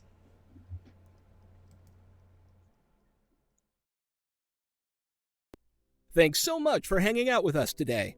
If you get a second during break, you should check out one of our amazing sponsors. We're now proudly sponsored by Roll20, the best virtual tabletop for all your role-playing needs. Over 4 million people use Roll20's virtual tabletop to power their favorite games. And with more modules than you can shake a stick at on their new revamped storefront, you'll definitely find something for your group to enjoy. Sign up today by clicking the link below or heading to roll20.net/start/WTTP. Tabletop Loot is an amazing place to get your dice bags, dice boxes, and more. And now you can get 15% off your purchase at tabletoploot.com by using the code WTTPDICE at checkout. Tabletop Loot. Your party starts here. While you're at it, check out our so awesome merch store, So Nerdware. So Nerdware is the place to find all your Welcome to the Party merch and other amazing stuff too. Head on over to sonerdware.com and use the code WELCOME at checkout to get 10% off your next purchase. So Nerdware. It's what the nerds wear. Devin Rue, the amazing mistress of maps, has kindly supported the channel since the beginning and provides graphics for many of our streams. Head on over to rueinc.com to check out some of the best fantasy cartography on the web. Our Patreon supports the creators and producers of the channel by providing Roll20 subscriptions, cost coverage for video hosting, and more. If you want to support the channel while getting podcasts a week early, gaming articles that are published on Patreon first, a shout out during our break, and more, head on over to patreon.com/welcomepartyrpg and throw us a buck or $5. And last, but certainly not least, help out the party. Subs and bits not only support the stream, but also every 500 bits or a tier 1 sub gives a player or DM of your choice a reroll or system equivalent, and every 1000 bits or tier 2 sub gives a player or DM of your choice a crit or system equivalent. Thanks again for hanging out with us today. The game will be back in just a few minutes. Let's all go to the lobby. Let's all go to the lobby. Let's all go to the lobby to get ourselves a treat. Delicious things to eat. The popcorn can't be beat. The sparkling drinks are just dandy. The chocolate bars and the candy. So let's all go to the lobby to get ourselves a treat. Let's all go to the lobby to get ourselves a treat.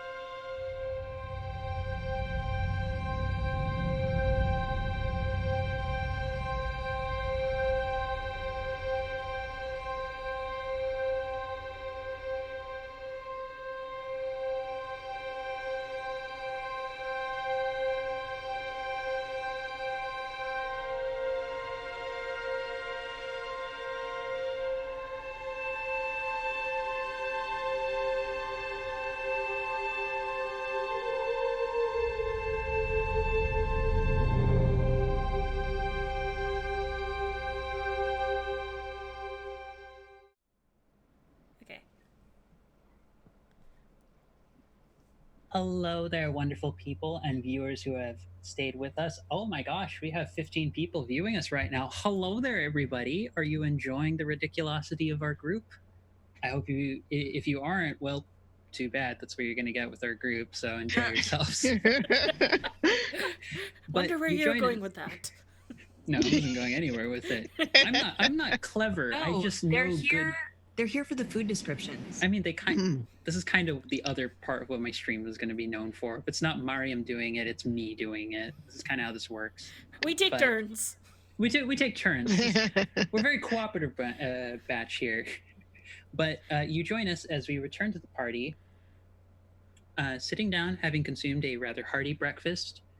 Some folks taking a short rest if need be, and I'll say everyone, like, you would have enough time if you wanted to do a short rest to roll hit dice and recover if you've used any spells and such. Which, and I might have marked down that you did use one spell to try and heal DD. I think I used a high level healing word, so one of your warlock spells might have been gone. If not, I'll say you all are able to take a short rest. So your spell slots, I would have used only your warlock ones because I know you get them back. Your spells are back. Lapu, because you're a monk, you get your key points back. Arcane recovery and DD. So it that. rolled a d4, which is odd. That is very curious. Yeah. Oh, because it says the hit die is a d6, that's why. D4, so I'll roll it again. Ah ha ha ha. Okay, there. Okay. That's better. So use however many of those you feel is appropriate to heal up. But we come to a point where I sort of need a decision from the group as to which direction do you want to head to next. You have at the very least two possibilities. One is news that there are druidic mounds. There have been some disturbances recently near towards. And another is heading back in the direction of the Boulder Monument to see if you would like to try and find and speak with Camilla. So I personally am not sure I want to be, let's just say, we might get a very stony reception with Camilla.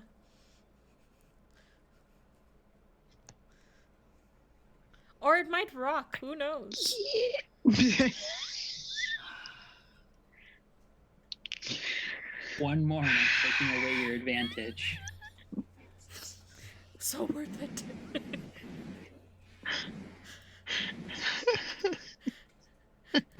Is Ant alive? Have we killed Ant? Oh no. I can't tell. Are you okay? I'm with Slam, and I slam in chat So and I'm fast. into the void.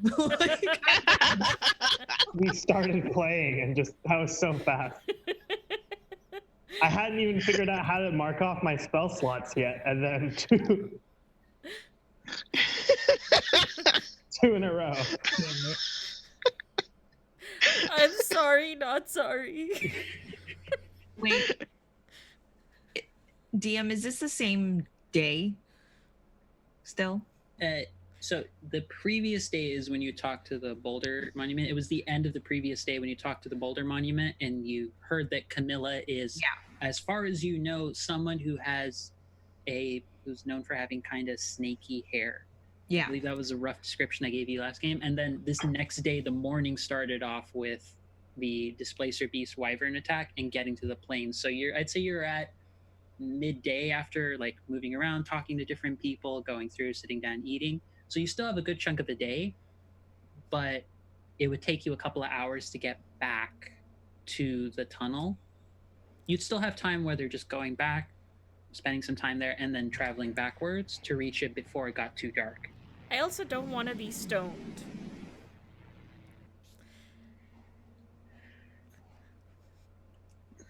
Okay, sorry. Ice. Do you...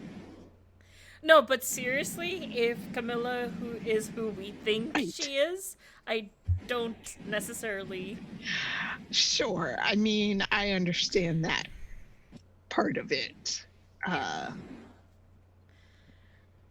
sorry, Ant. But- Come back. But it seems like Camilla might know some answers. Or she might stonewall us. Do you have any more? Okay, I think I'm done now. My forehead hurts too much for me to try dying again. I think we're at a point where Dee Dee as a character has actually caused Baya as a character to have that reaction. I think it's gone beyond just Ant having it. I think it's a collective Sure. party groan. Sure.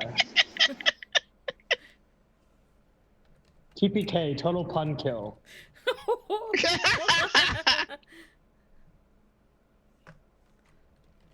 So what is your decision as a group? Just what are folks thinking? Because Dee Dee has said hesitation about going to see Camilla. Lapu said Camilla might have some answers about. I think if we go to Camilla, we risk my sister saying more puns. We should avoid Camilla for that reason, if not any others. Also, thank you, Sylvanov, again for another 100 bits cheering in for us. Thank you for chiming in and being around. Be well to you and your work. Like, I don't want to take you all for granted. Sorry for interrupting the gameplay, but like, quick question about Roll20. Is there just no way to like have your warlock spell slots actually level up? Because I'm a level 5 warlock with 2 level 1 spell slots. Is that just because you do have the 2 level 2s from the bard level. I think you have to manually put it in. Your highest level, because you're a 5th level warlock, would be 2 level 3s. So you have your 2 first level from bard, and your 2 level 3s from warlock. I think it's a little weird because cross-class multi-classing gets a little weird. The features aren't quite there. Okay, that's fine. There's actually a list where if you're a full caster, basically you count the number of full caster levels, and then that determines how many spells you have. I know about the list. I'm just curious about how like Roll20 handles it, and apparently the answer is it's not very well, but that's fine. It's back and forth. It's a little bit. Okay. It's tricky, but I got it now. Okay, but again, up to the group to decide what you want to do. And then what about the druid mounts? Why would we go there? Just like me. Those are the locations. That was the location that Corbin had mentioned to Lapu, where if you want to directly investigate to see if anything else was happening there, that's the location where things have been sighted. There have been sightings of the individuals, I would say you'd be able to surmise from the description Corbin gave, where cultists have been sighted. Camilla just might have more additional info, but if you wanted to just do a direct investigation to see if you could find any other evidence of your own accord, you could also go do that. I'm telling you, that's the full information that you as both players and your characters would be able to surmise. Like, that's why I'm offering those as like, that's at least 2 potential options you can make use of. One is a direct investigation. The other one might get you additional info that you don't know about.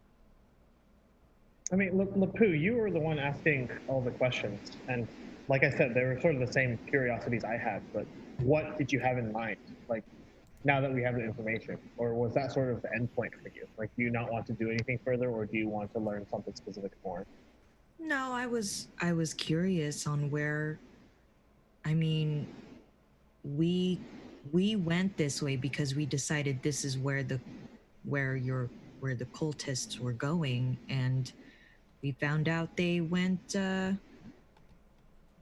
on elsewhere. So I thought we were still pursuing them, but okay. So what I guess for pursuing them, our concern is, are they, because they're trying to do something involving, possibly giving demons more power. Are they doing like very quick sacrifices of people, or are they trying to prepare vessels like me that might take, a minimum a few years, but potentially even longer than that's? How do we gather that information? I'm concerned they might have figured out a way to speed the process. Right, but our goal, or the reason I accepted that we were going to do this is because we wanted to confirm that. Mm-hmm.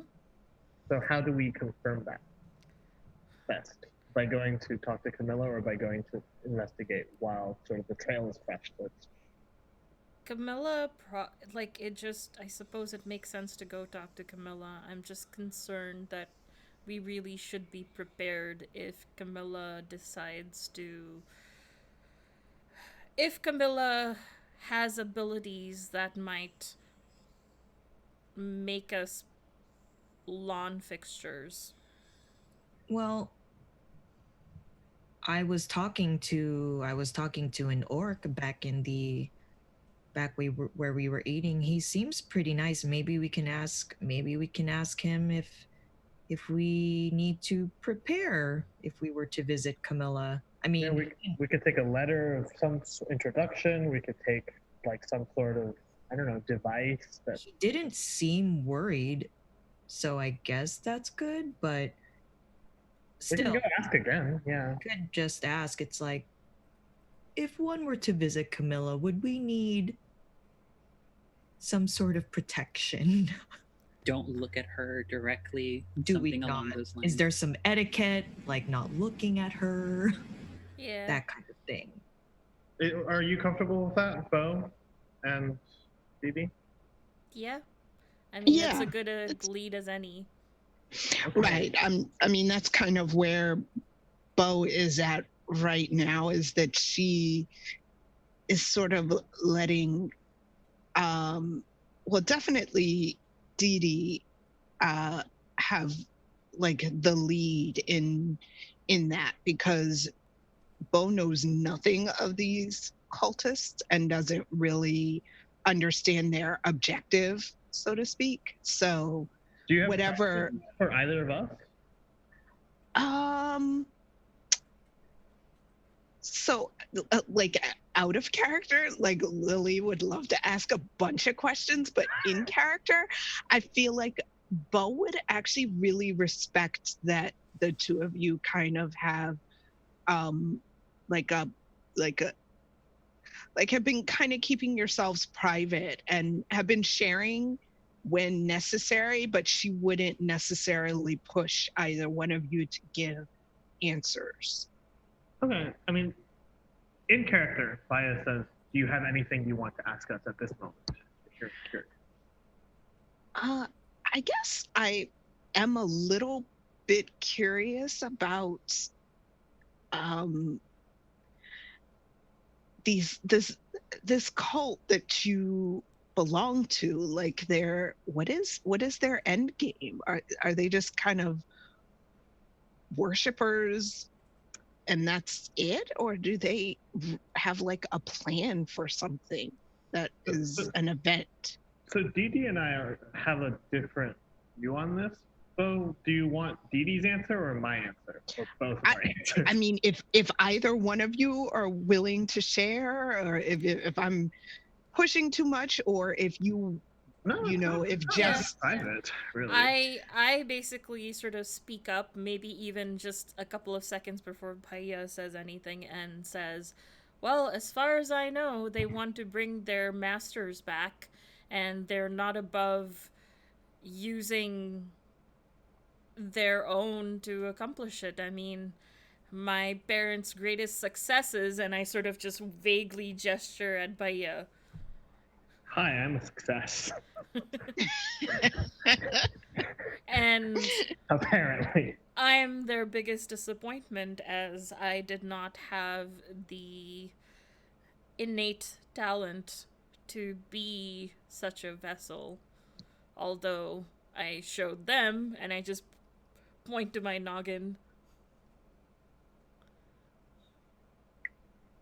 I mean, Bo definitely thinks that Dee Dee is quite intelligent and has, like, for anybody to say that Dee Dee has fallen short of expectations, Bo's like, I don't know what they're thinking of. Yeah, I mean, Baya is. So with you gone, though, is there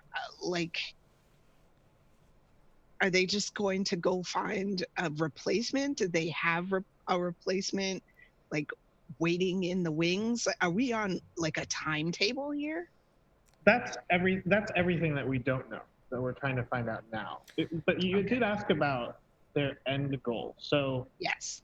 I can speak from two perspectives. One is how I was raised. They told me that I was bound for something great, was typically the way they phrased it.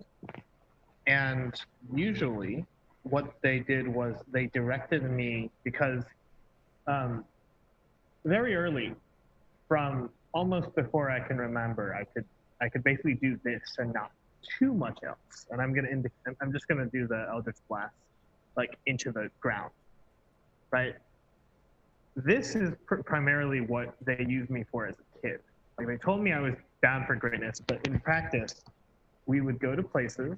They would tell me that these typically temples or these locations had people who worshipped the gods, and that the gods were a danger to all of Agni.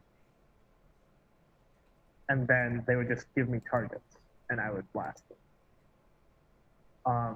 That's my training was basically constantly. They told me not to value how I looked, but they also spent a lot of effort on making sure that I was comfortable in my own skin. That was a big part of my upbringing. And then the other part, which is you might find incongruous, is they brought me to places and they told me to basically target people. And I had a longer distance than most of the crossbows and longbows we were able to scab. And that gave us a certain advantage. The temples didn't necessarily expect this. Our doctrine is basically that the gods are dangerous because the gods are not like what. I mean, you look at us as a cult, and I get that, but we look at sort of all organizations, whether they worship demons or whether they worship gods, as effectively cults. But the ones who worship demons are careful about it. I can't pretend to fully understand what they were trying to do with me, because it seems as if a lot of things that you said about me were inaccurate. That's sort of why I left with my sister, because I was scared of being used in that way. But they certainly seemed to have an idea of what the end goal was for me. And they were very careful in how they approached that. It's a very different approach from what we view other cults as doing. You would call them temples. You would call them priests. We viewed priests, and I suppose I still do to some extent, as not being careful. They would allow anybody who wanted to worship. They would say that, everything is within sort of the God's will. There's not this caution, right? You don't allow anybody to worship a demon. I didn't even worship demons. They just told me that I was a chosen one and that I was a vessel. I was appropriate as a vessel. They didn't let people read their scriptures very freely. There were very specific people who could do that. I was not one of them, even, as so-called chosen. And we never said like, oh, the demon's will is our will. It was always, we understand that demons are dangerous, and we would like to harness their power while being aware of their danger and being cautious of their danger. Whereas we view the cults of the gods as welcoming in whatever influence the gods might have. So you could say our purpose was to caution people of that free attitude towards power.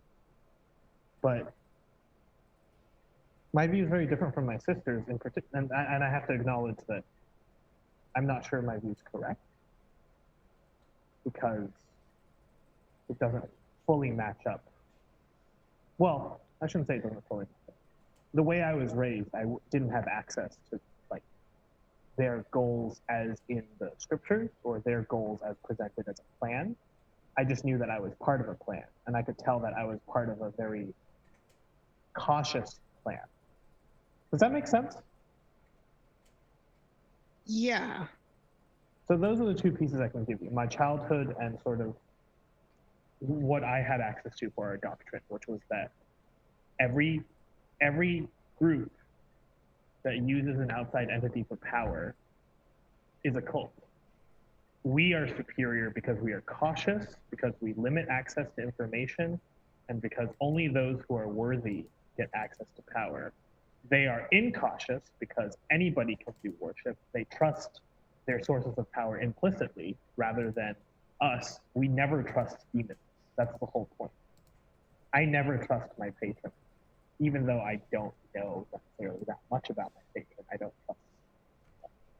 You'll note that the people with the gods, they seem to claim to know everything about them, even when they can't predict their next move, and they also trust them a lot. So that's what we fought against. Okay. Yeah. I could go on about certain lies that my parents have told us, but I don't. At this point, I don't think it's relevant. I just want to make sure that my sibling is not collateral damage for whatever they have planned. You have very noble ends and intentions. You hear a voice speak from behind you. I turn around. It's Tatiana. Oh, hi. How long have you been? Been Oh, did I standing there. not notice? How did I not notice an entire centaur? Right. It's more that I rolled while you were having your discussion. I rolled a couple of checks to see who in the village would be, who in the encampment would be paying attention. She rolled a 19, Mm-hmm. Oh, so she heard most of the conversation. Well, I'll tell you that out of character she heard it, but in character Yeah. she's like, I heard enough. Well, Paya deflates a lot. sorry, what did he say? Ant? Oh, Paya deflates a lot. Oh. I sort of look at Tatiana and I say, are we in trouble? Or perhaps as No. an ally, maybe you have something to offer in this conversation of where we should look for information.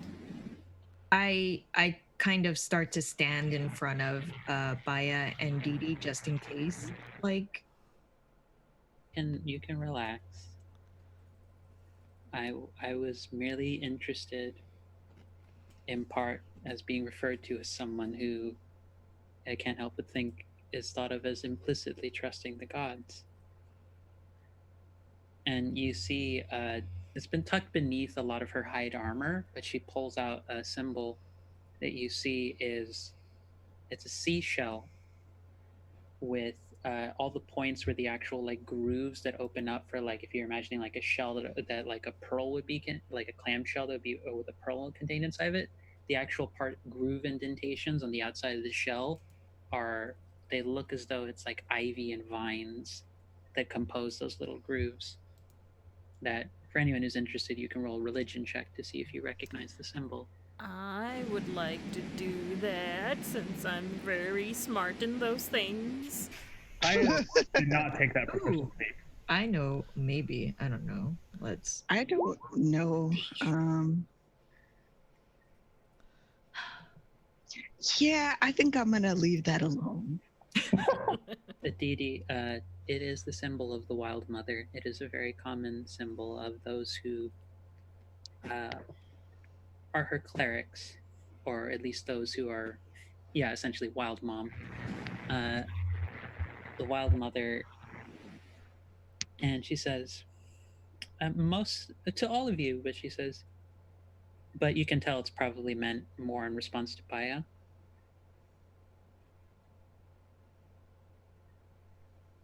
I hope you know that we offer, many of us who are here, we offer the kindness that we do in part by how we've been inspired by our faith towards the Wild Mother. And it's not by nature of that we trust her. In fact, I think she would find it a little bit silly for anyone who trusted her implicitly or tried to say we know everything about her. And frankly, anyone who claims to or thinks only certain people should know, I would also treat them as suspicious. But when you hold faith to something that is the essence of nature itself, of wild, chaotic nature, knowing everything is part of what you buy into. We choose to buy into that element. It is faith and part of the very nature of this place you see around you. And she sort of gestures towards the camp, but towards the plains, the wind, the dust you see, and the little, you had noticed at this point, little bugs and little critters that are just roaming around the ground and moving through the dirt. She is everywhere. She is everything that is nature in its fullness. I work with and I trust all of you because you seemed, from what I could see and what I can tell, to have been in danger, and to do a good thing is my choice and inspired by her will.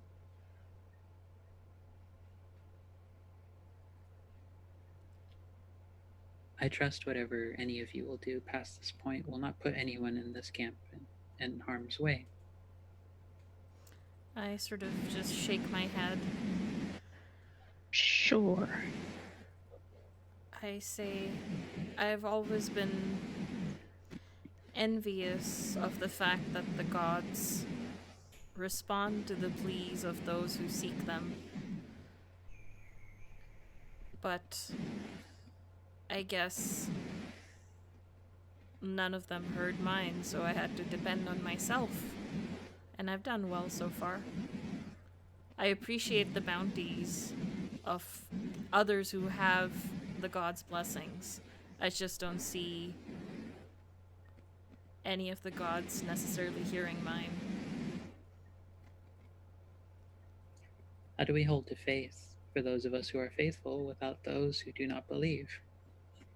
We're a true testament to what might be the will of the gods themselves. So perhaps you are being listened to. Perhaps. And she smiles. All of this, there's never a sense of hostility or even offense. There's just a sense of warmth and kindness. And she looks in the direction of what I don't know if Baya is still deflated after hearing all of that, but she looks with warmth, tries to catch your eye and your gaze, Baya, but if you're looking away, she doesn't try and push it. She just tries to be mindful. I think, like, if there's some sort of, if she's trying to discern what Maya is thinking, Maya disagrees, but is scared to disagree, if that makes sense. He stands for everything he's fought against all his life, but he is in her camp right now. And even if she promises safety, he's not about to push things, you know? And he's learned over the course of a lot of journeying a tiny bit of tact. And I'll say with a passive insight of 17, she probably picks up on not all of those specific details, but at least enough where it's like wants to say something. She doesn't know what you want to say, but I'll say she can pick up just with passive. Like maybe you want to say something, but she doesn't know what it is, and she will just say the following: if what I or any of those here who are faithful are, let's be generous and say repugnant to you, not by anything that we've done, but by what we represent, I am sorry if our faith and such offends you. I do not mean to make you or any of your friends uncomfortable. I am also someone who doesn't quite fully understand all of this either. I have tried my best to learn what I can through the direct means that I have available to me, and with prayer. But I would not ask you to believe the things I do. Just know that the kindness that I and many others here bring, we do this of our own will, gods or no gods. I sort of step a little forward and I say, and I think we, like, I guess I can only speak for myself. We appreciate everything that you've done. And I apologize if my sibling's remark has caused you any hurt. At least on from my end. I cannot speak for my brother either. For the first time, she lets out a bit of a hearty chuckle, and she says, "We don't have anyone of Bahamut here. We're not going to judge you harshly for not following our scripture or our beliefs. We're not as bullheaded as any of them are." No, he's but free- it's a little what my sibling said is unkind. Terrible things have been done in the name of the gods.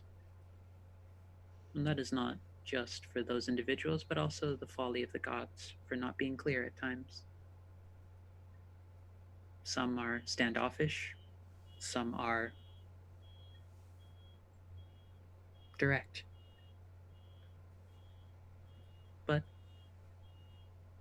I would imagine if we understood everything that they did, we would be gods ourselves. To have sight beyond sight, understanding beyond understanding. If you work hard enough, magic can certainly take you most of the way.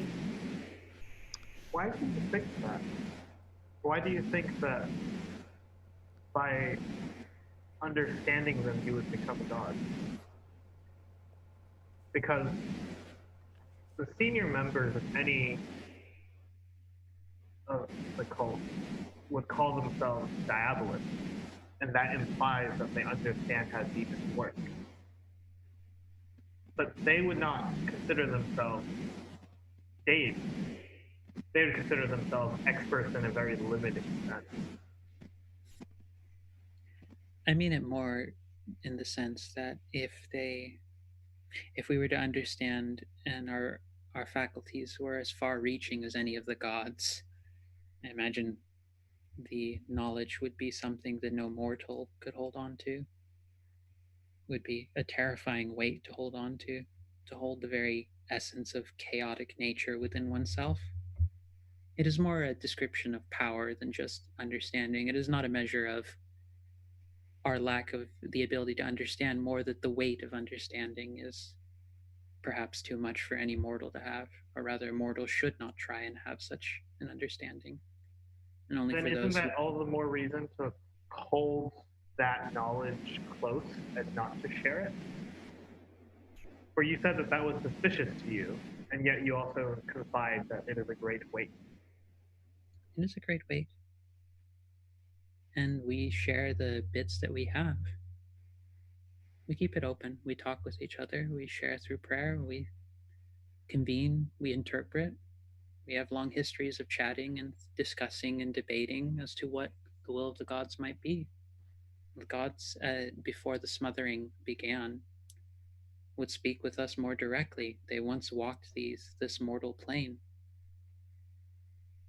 But in 70, 80, 90 years, one can lose track of what it means to know what the will of the gods is when one can no longer see them. It's a little bit harder to understand full knowledge when all you have are secondhand sources, and I imagine your sibling could attest to that reality quite well, as they seem to be the learned type. And I sort of just nod in agreement.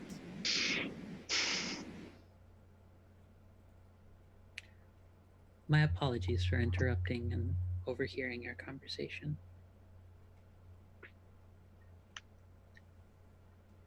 Blessings be with you all.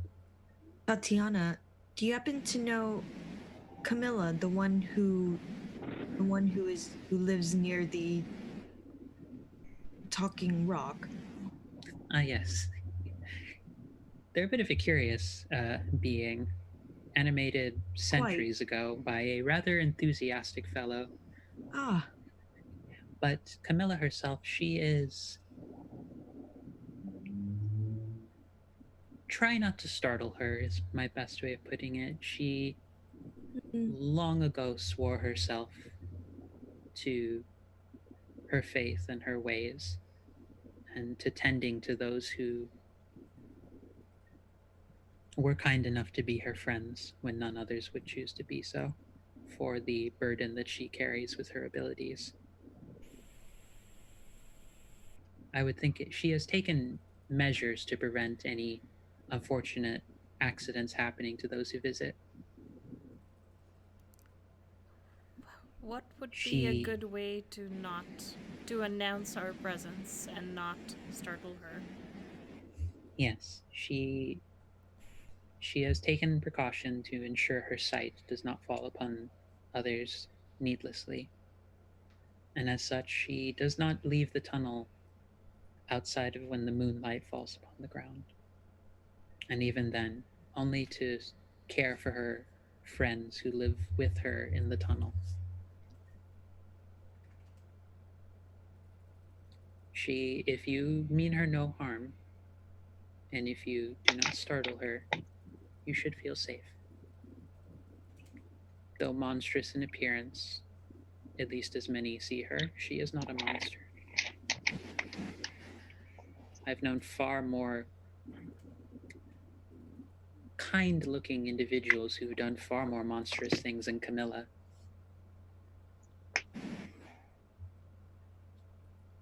And I no, I don't nodded. believe she's a monster either. Did in my player question, so did I ask in my conversation with Corbin, did he mention where the cultists went? I know. He would have told you that they would have been spotted around the monuments. Oh, And that's right. though the most he would have heard is that it looked as though there was something akin to desecration happening at the monuments, like something like the monuments. You would get the sense from the way people talk about it, they're treated, if not quite sacred or holy, Yeah. are areas of respect to various deities, whether it's Chante, Selûne, Elistrei, or Melora. Mm-hmm. They're treated as sites of care, Right. and they're generally respected. And that's, you get this the sort of subtext of how at least Corbin sees his patrols would be as an acolyte of one of those figures. He sees it as part of, like, that's what the monster care is. It's not just, hey, we roam around here and kill animals randomly. It's more like herding more than like monster extermination. Like the rangers would be more appropriate to think of them as like monster herders rather than like monster hunters. And like some folks do, like you get the impression from what you've overheard in the camps, they like hunting creatures, like they're part of the group for fun. Yeah. But a lot of folks Right. tend to, they seem to have the attitude of like, those are places that need to be treated delicately. So it's like how rangers and like conservation parks kind of act, where they make sure the animals are left alone and that the animals don't harm anyone. Basically, that's a good way of putting it. They're park rangers as opposed to hunting rangers is a good analogy for it. That okay. Okay. They're conservationists. They're just very active conservationists. Yeah. In a world where you have manticores and, wyverns, yeah. I mean, It's kind of Right. you can't be gentle. You kind of have to occasionally go to a crossbow or a longbow to make There you sure go. a thing that breathes fire at you is right. not destroying a monument that's sacred to a god, or just a place that, like, it's a god of the harvest or a god of nature. So probably that also means, like, out of character, rare species of just flora and fungi would be present there. So if they fall in ill repute, destruction of an ecosystem essentially is the fallout effect. But that's the full gist of what you would have a sense both as Okay. a player and as your character. Tatiana, I've heard about there was a desecration of one of the statues out in the field. Do you know where it is? I would like to see it. Yes, it is on one of the northwest regions. It's a little bit past the hills. If you were to go, she sort of roughly gives you not quite a map, but she like gives you the rough directions of where to head. Mm-hmm. She says we had been meaning to check out that one in another direction sometime later. If you happen to take the time to look over there, we'll take time to look at the other ones if you would like to help us out with that. But we'll get to it eventually, anyways. We're a little alarmed by this, and I don't know if anyone's mentioned the Knoll issue. Right. Yes, We're a little alarmed. I was talking to one of the rangers, Corbin. Yes, Corbin. He's a pleasant fellow. He's been here even longer than I have.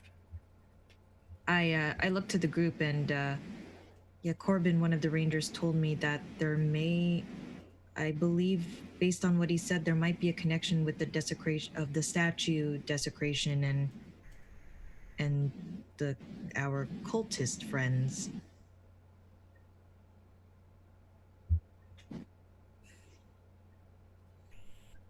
It is up to all of you where you would like to go. I will do my best to do the rounds and make sure everyone is safe here. I'm worried about anyone else.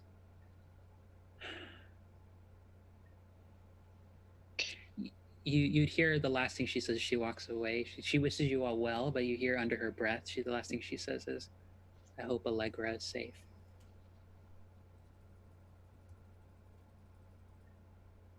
Allegra? Who's Allegra?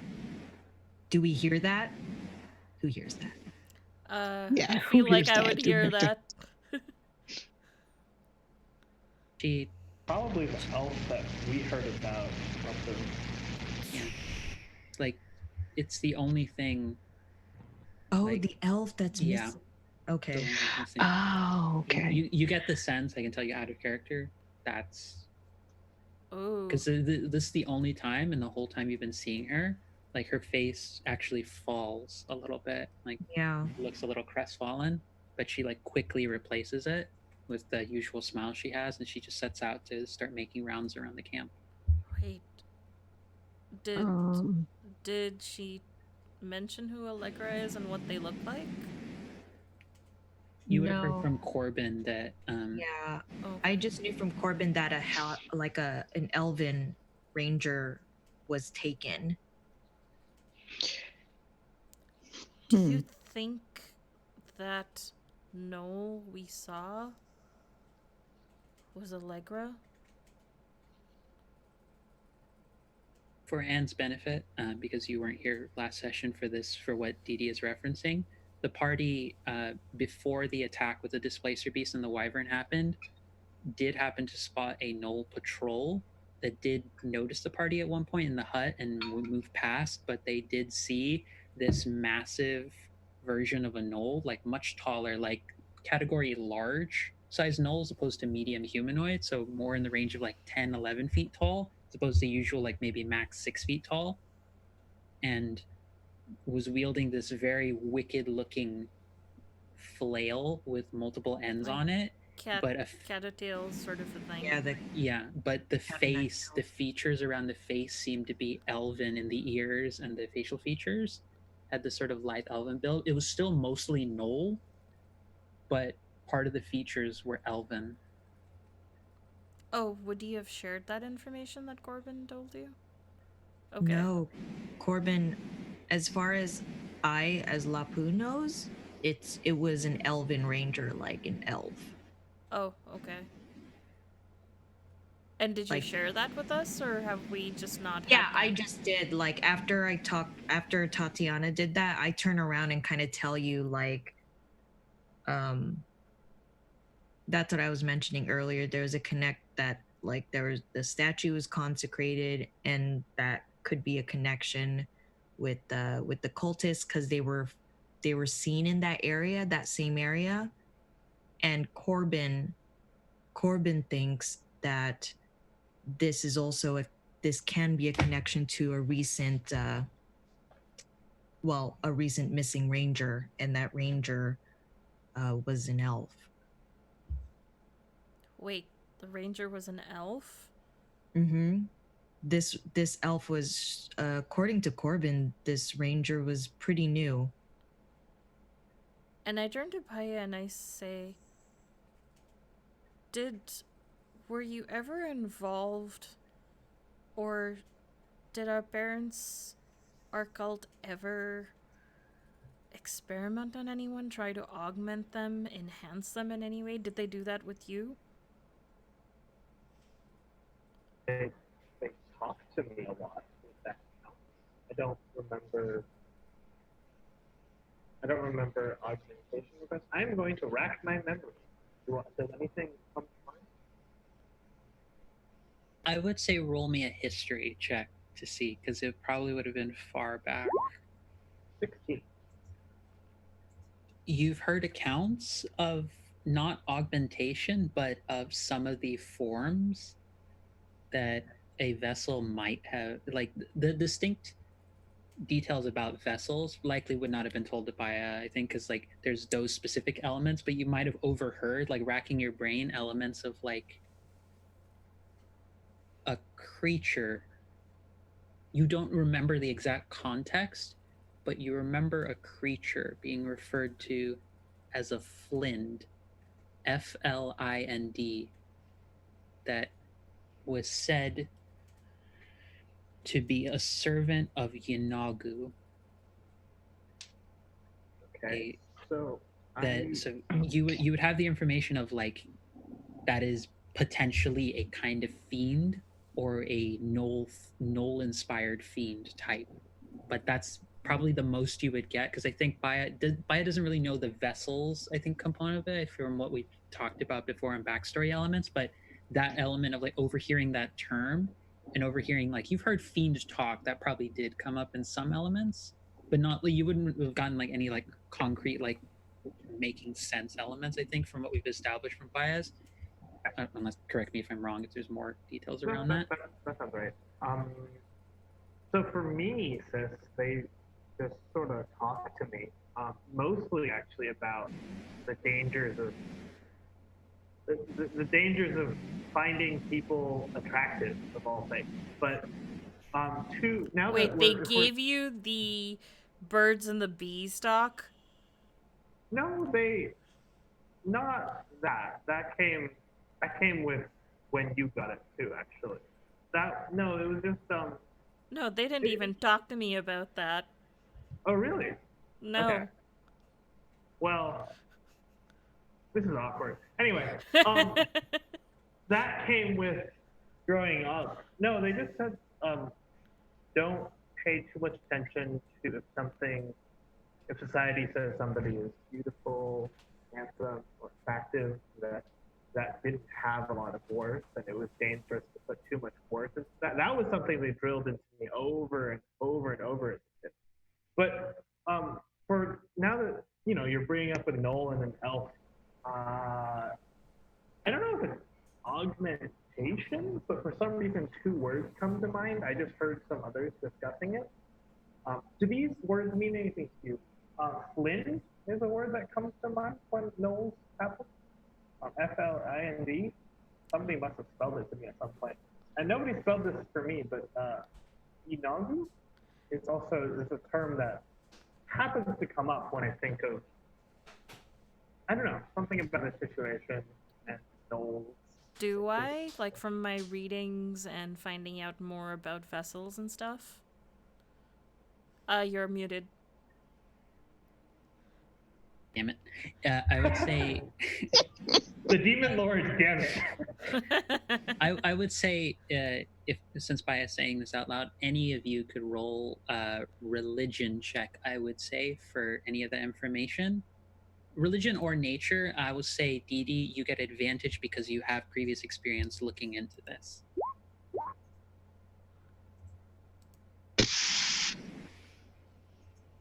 I Okay, don't know if both should even try. it's up to you. It's also whether or not you think Bo would care. I mean, Um, demons, fiends. That's she's usually in that range of like, right. I'm gonna do nature. She's a little intrigued by this, but only mostly because of how it connects to um her companions. yeah. None of you really get a rough sense of like what it is, except Dee Dee. You do have a sense of what that creature is now that you have the word Flind attached to it, and 18 actually was just high enough. It was the actual DC to figure it out. So lucky you have advantage.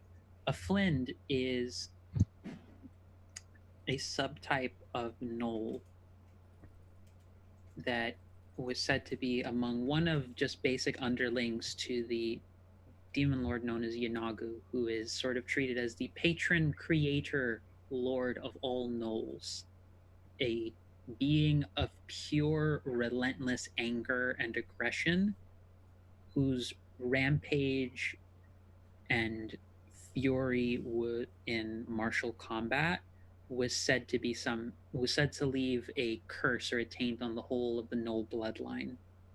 Now, Knolls, as with pretty much all races in Agni, no one has ever really stayed true to whatever the curse has stuck to their bloodlines. Like, for example, what was it? Grumsh, for example, for orcs and such. Grumsh was at times treated by some academics, from your standpoint, as like the originator of some orcish sort of races and such. But the kind of assumption of violence in bloodlines for orcs or half orcs, long disputed, long moved out of different communities, and the same has been true of a lot of gnolls. Gnolls have just tended to cluster a lot in the plains and have tended to keep, they're more insular kind of communities because they've tried to just, they've seen what's happened and the kinds of aspersions that have been cast on them because of these associations, the same way that goblins and hobgoblins have had some of those negative associations. They've tended to stay away from most major cities as a result of that. But a Flind in particular is one who's retained some of Yanagu's sort of presence, because there have been some gnolls who, like some other humanoids, have held to more cultish or more fiendish influences. That flail that you see, I would say, and again, this is all because you've all rolled and now you have the specific name, you actually have heard that this flail is a magical item that is said to inflict on those who fall prey to one of its three uh, main bludgeoning implements a sort of mini affliction of anger and fury that can leaves one confused and willing to attack companions, a psychic pulse that damages the mind, and a effect that is possibly the most dangerous of all, that can literally incapacitate all the muscles of a target and leave them paralyzed. So, like a very powerful flail that's also cursed. It's basically what I'm saying, like for in character and out of character knowledge, that flail has all three of those effects available on its ability to hit. So essentially, because you've asked and looked in and tried and got and rolled high enough for your checks, you're getting a sense of what that thing is capable of. And it's nasty if that thing gets in range to hit anybody. And it's as a creature, as part of Yunagu's sort of mini grunch soldiers. It's a little bit higher up. It's still a grunt, but that weapon in particular is quite nasty. Hey, sister, it looks like those two words were really loaded full of meaning for you. Care to share with the class? And I share with the class. I'm not going to repeat everything that Angela just said, but I share pretty much that, and I say, well, I don't know what to make of it, though, because that's running around the countryside. That's not exactly a cheery thought. And also, if something has transformed that elven patrol, that's even more worrying.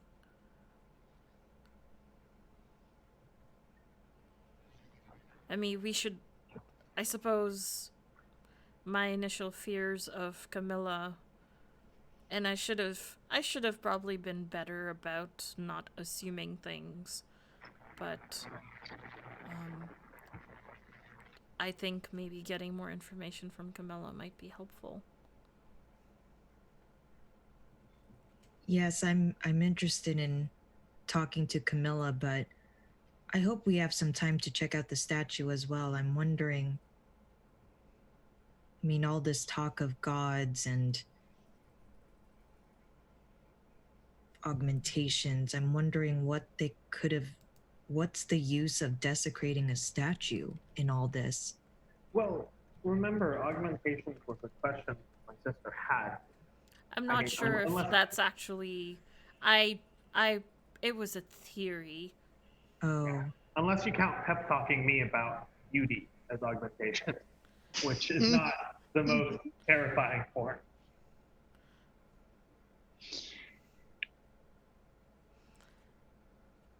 I'm curious about the statue. But it's more of a personal curiosity, in a way that, you know, if Camilla seems more important at this time, that's cool. I would like to go visit it, though. I would like to see what it is that they're talking about, this desecration. Bo is really interested in finding out more about like these gods that they worship, in the same way that she was really curious about Cord and the people in the other village. She's also like, she didn't grow up like worshiping or even necessarily believing in deities in the same way as everybody else here seems to. So she's like really curious about that, about the statue and what they consider desecration and why that would be something that would be of interest. Out of character, is the statue in the same place as the druid mounts? Well, the druid mounds, those are part of the actual location for the statues.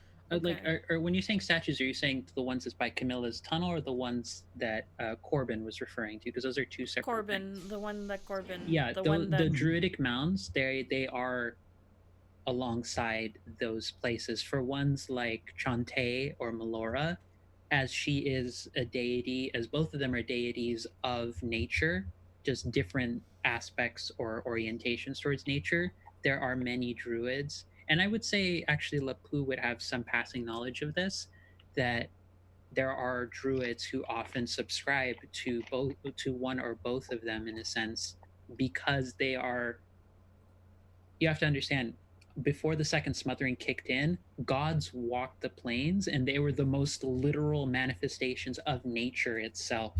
So for many druids, they would have been their statues to those particular gods and goddesses would be very respected or revered, because they are, it's like, if ever you were someone who was like, I don't know if I believe in gods, and the literal manifestation of nature showed up every like 30, 40 years in the cycle, it'd be a lot as a druid, because druids can fluctuate between those who are faithful and those who are agnostic, or those who are atheistic and just believe nature is a force in the world, the way that a more scientifically minded mage might see magic is not like the power of the gods or nature, it's just a practice that one refines over time using the weave of magic within reality.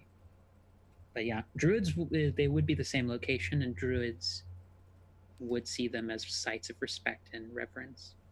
So Bo, my question would be that, do you want to go check it out before we speak to Camilla? Because my understanding, at least, correct me if I'm wrong, is we're gonna see Camilla and then go to the mounts.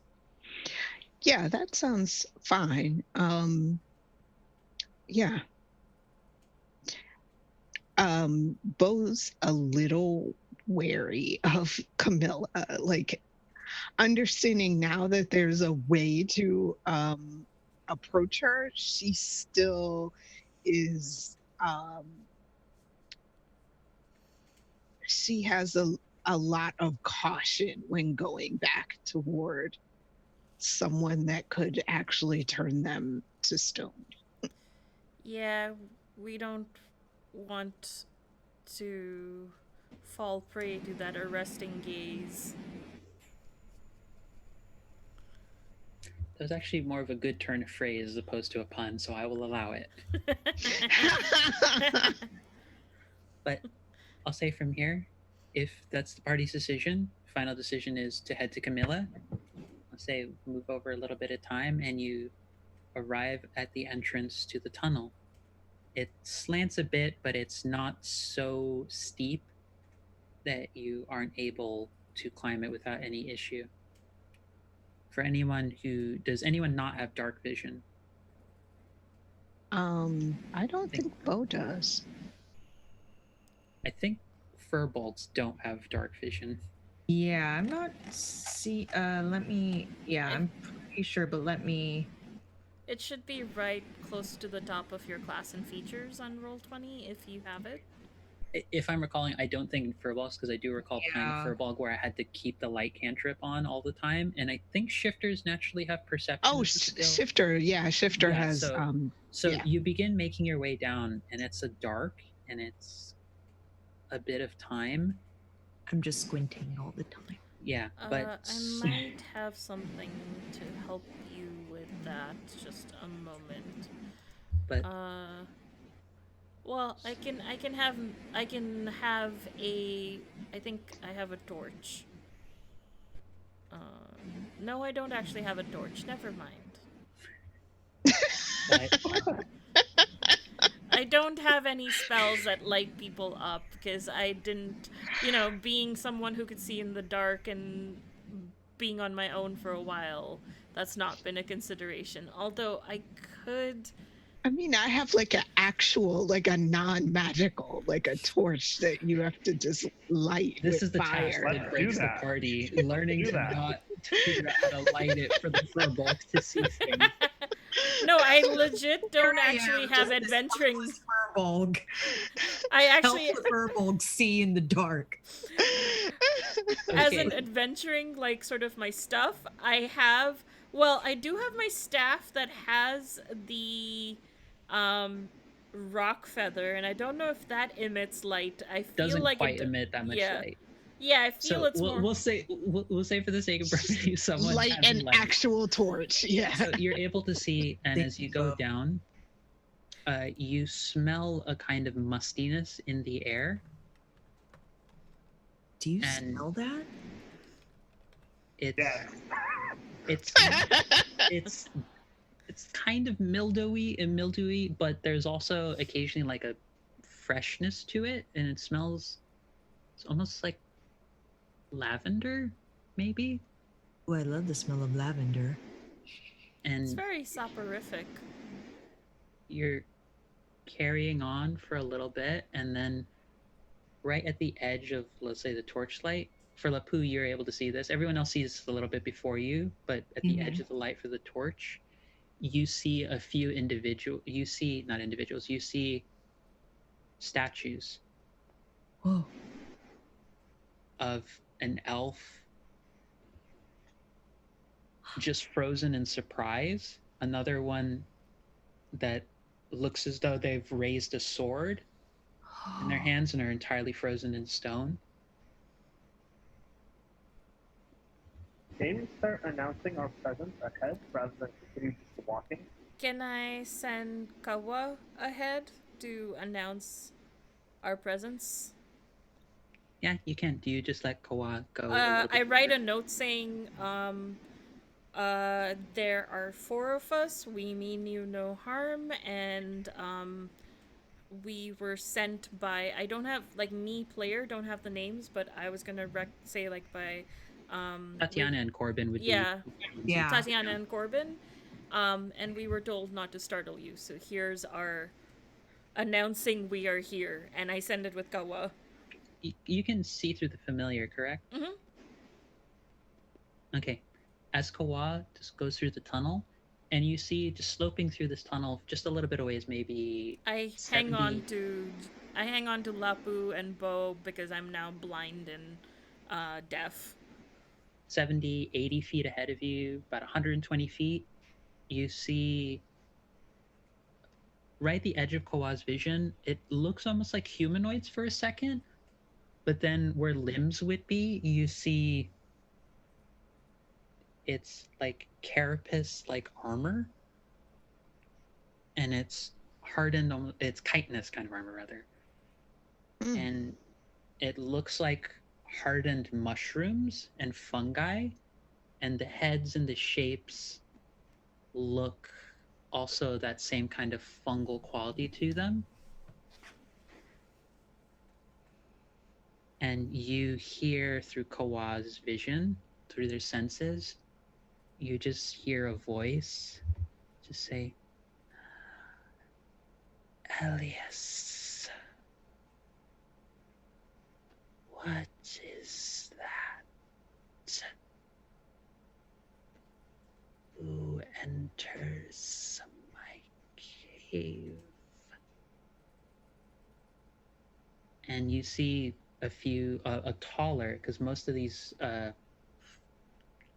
fungal humanoid shapes are relatively short, like maybe a little bit taller than like dwarven height, so maybe like 4 foot, 4.5 feet. You see one appear that's, while most of these have been sort of a sea foam or moss green toned, you see a taller one, roughly 9-10 feet tall, appear in view of Kawa, deep blue and purple tones, and reach out to sort of grab Kawa.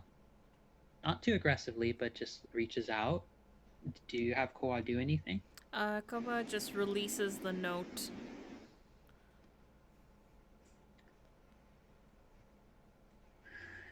Elias, bring me the note. You see the taller blue fungal humanoid walk over to what appears to be a beautiful feminine shape and form and dress that also seems to have various vines and blue and yellow, almost like moss and fungi covering and composing the stitching. Like pick up the paper, and you see as the individual is just touching it with their hands, calls out, I know that someone is there. Who enters my cave? I hope. And that is where we're going to end the session for tonight. Oh. I was wondering if Dee Dee was telling us this. Yeah, like, do we No, know that they're saying this? Not at the moment while I'm sharing vision. I have Okay. I have to get out of Kawa's vision Oh, okay. to do that. Yeah. So we're probably stopped to sort of like, I think I might have said maybe let's wait until I get an answer from Kawa before we proceed forward.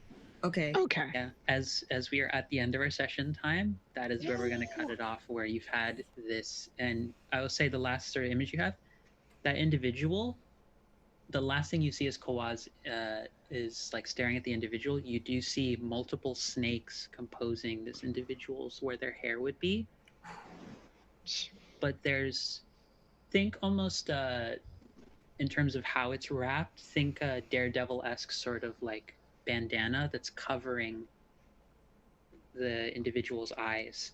So they're like, and they would have indicated, it's like, I cannot read this note. Who are you? And who enters my cave? I have to see if I have spells where I can talk through. Talk through notes. Well, no, talk through Kawa, because as part of the familiar, I can cast spells through them. Oh, well. But yeah, that is where we are going to end off for here, as the party has entered the cave of the out of character, the Medusa known as Camilla. And Camilla asks them what they are doing there. So that is where we're going to end off for tonight.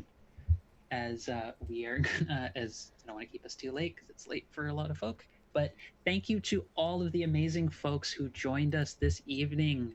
Oh my God, we had for this second half, y'all, we had 15 consistent viewers for this slot. So thank you for being with us, for donations, for the follows, for the folks who've subbed, for the party that rated us. You are amazing. We love you. Want to give thanks again to Roll20 and all of our amazing sponsors. So Nerdware, Devin Rue, and I know there's another one, and Tabletop Loot, who sponsor and let us do this. And again, join the Discord if you want to get involved with our community. Support the Patreon if you want to help us grow. Get merch, because cool swag is always good to have. Raid, we will figure that out, but I'm going to let everyone do their outros. So starting with our Kawa Entertainment and familiar guide, Didi. Hi. Oh, why? Shush, you.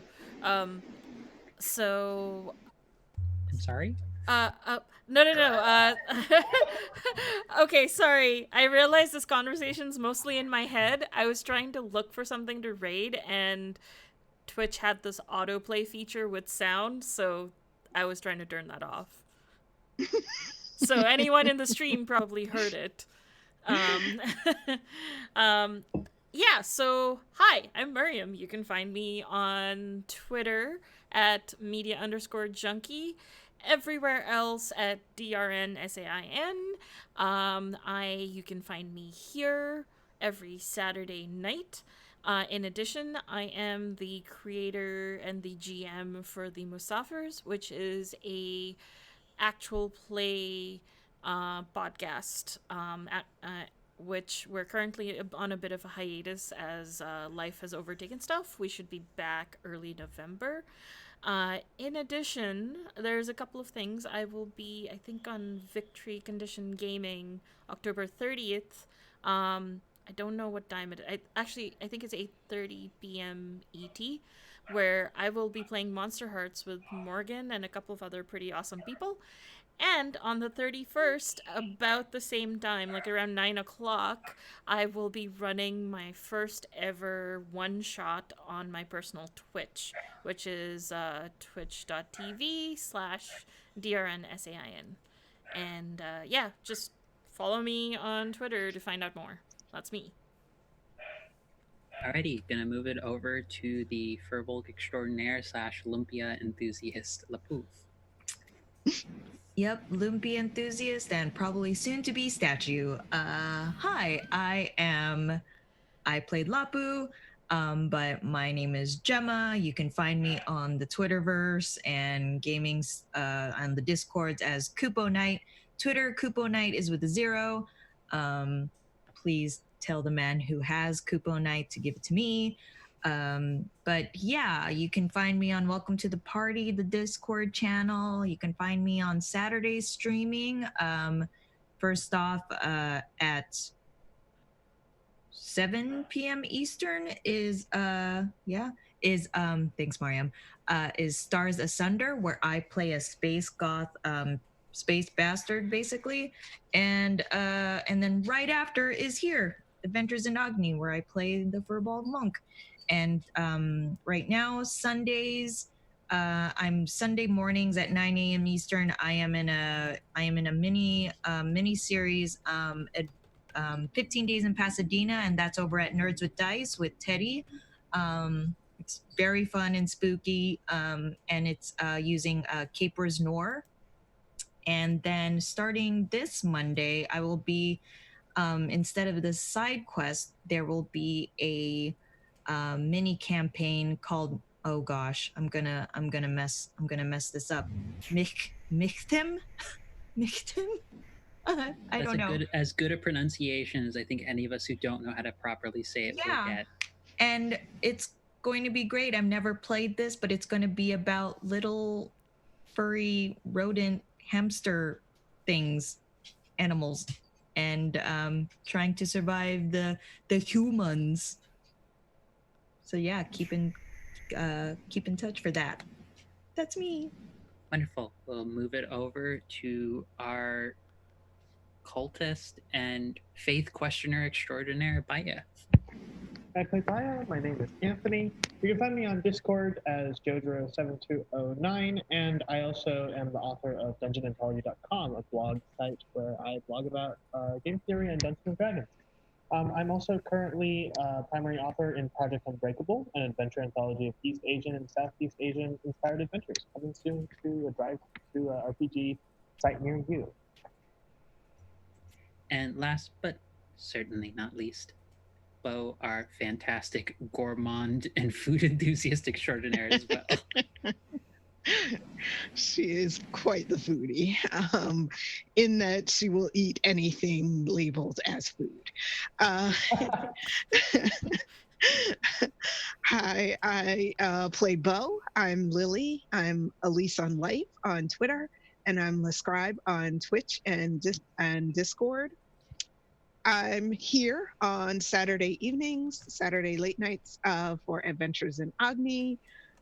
Sometimes I take part in side quests, which is a bunch of different one shots presented by Welcome Party RPG, usually on Mondays, but it is on hiatus until the end of November, I think, for a couple of weeks. And also, I sometimes take part in 3V, which is Visible, Vibrant, Victorious. That's also on hiatus right now, but it's another all POC one shots that are usually presented on Sundays, which is awesome. It's great that Welcome Party has given us this space to do all POC stuff. I am also part of Misfits of Space, which is a Star Wars actual play podcast. So check me out there. Thank you to my wonderful players. And if for those of you who don't know me and are joining for the first time, I'm Angela, otherwise known as Phoenix at Phoenix24Fem on Twitter, where I share and tweet about a bunch of RPG, anti-fascist, anti-white supremacy, and also gay and trans shit, because I'm very transparent about all of those things.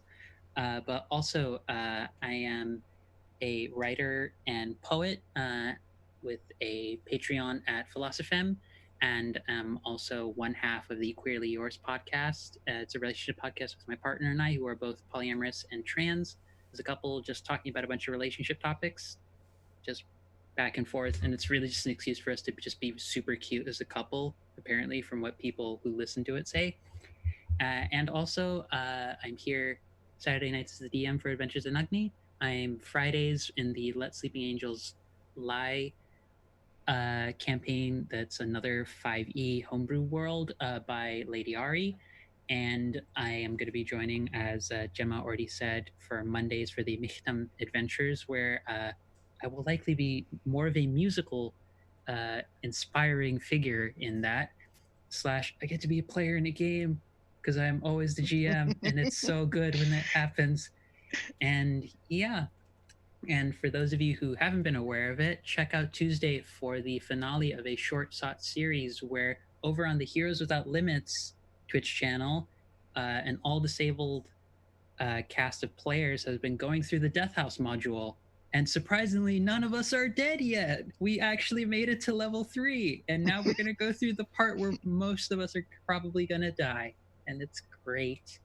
But I believe that is everything. Oh, and I recently just shared a piece that was written for the Fall Equinox issue of Art for Ourselves, which is a QT PoC online publication, where I wrote about disability, citizenship, and trying to dream different creative futures and what it means for those of us who are disabled, of color, trans, all of those things, to try and what our role as creatives is to imagine better futures for all of us, like how we do on the stream, partially just by being ridiculous. So thank you again to all the folks who've subbed. We are going to be rating Maddie Morgs. I love all of the viewers who've stayed up with us at this late hour. All 15 of you, you are amazing. We've had points where there was 4 of us and we're at 15. This is more than I could have ever imagined. I love my players. I love you all. Sleep well. Take care of yourselves. May your weekend be great. Don't forget your fucking meds. I will know. Trans mom always knows. And take care, everyone. We love you and have a wonderful weekend. From all of us at Welcome to the Party and Beyond, we love you. Take care.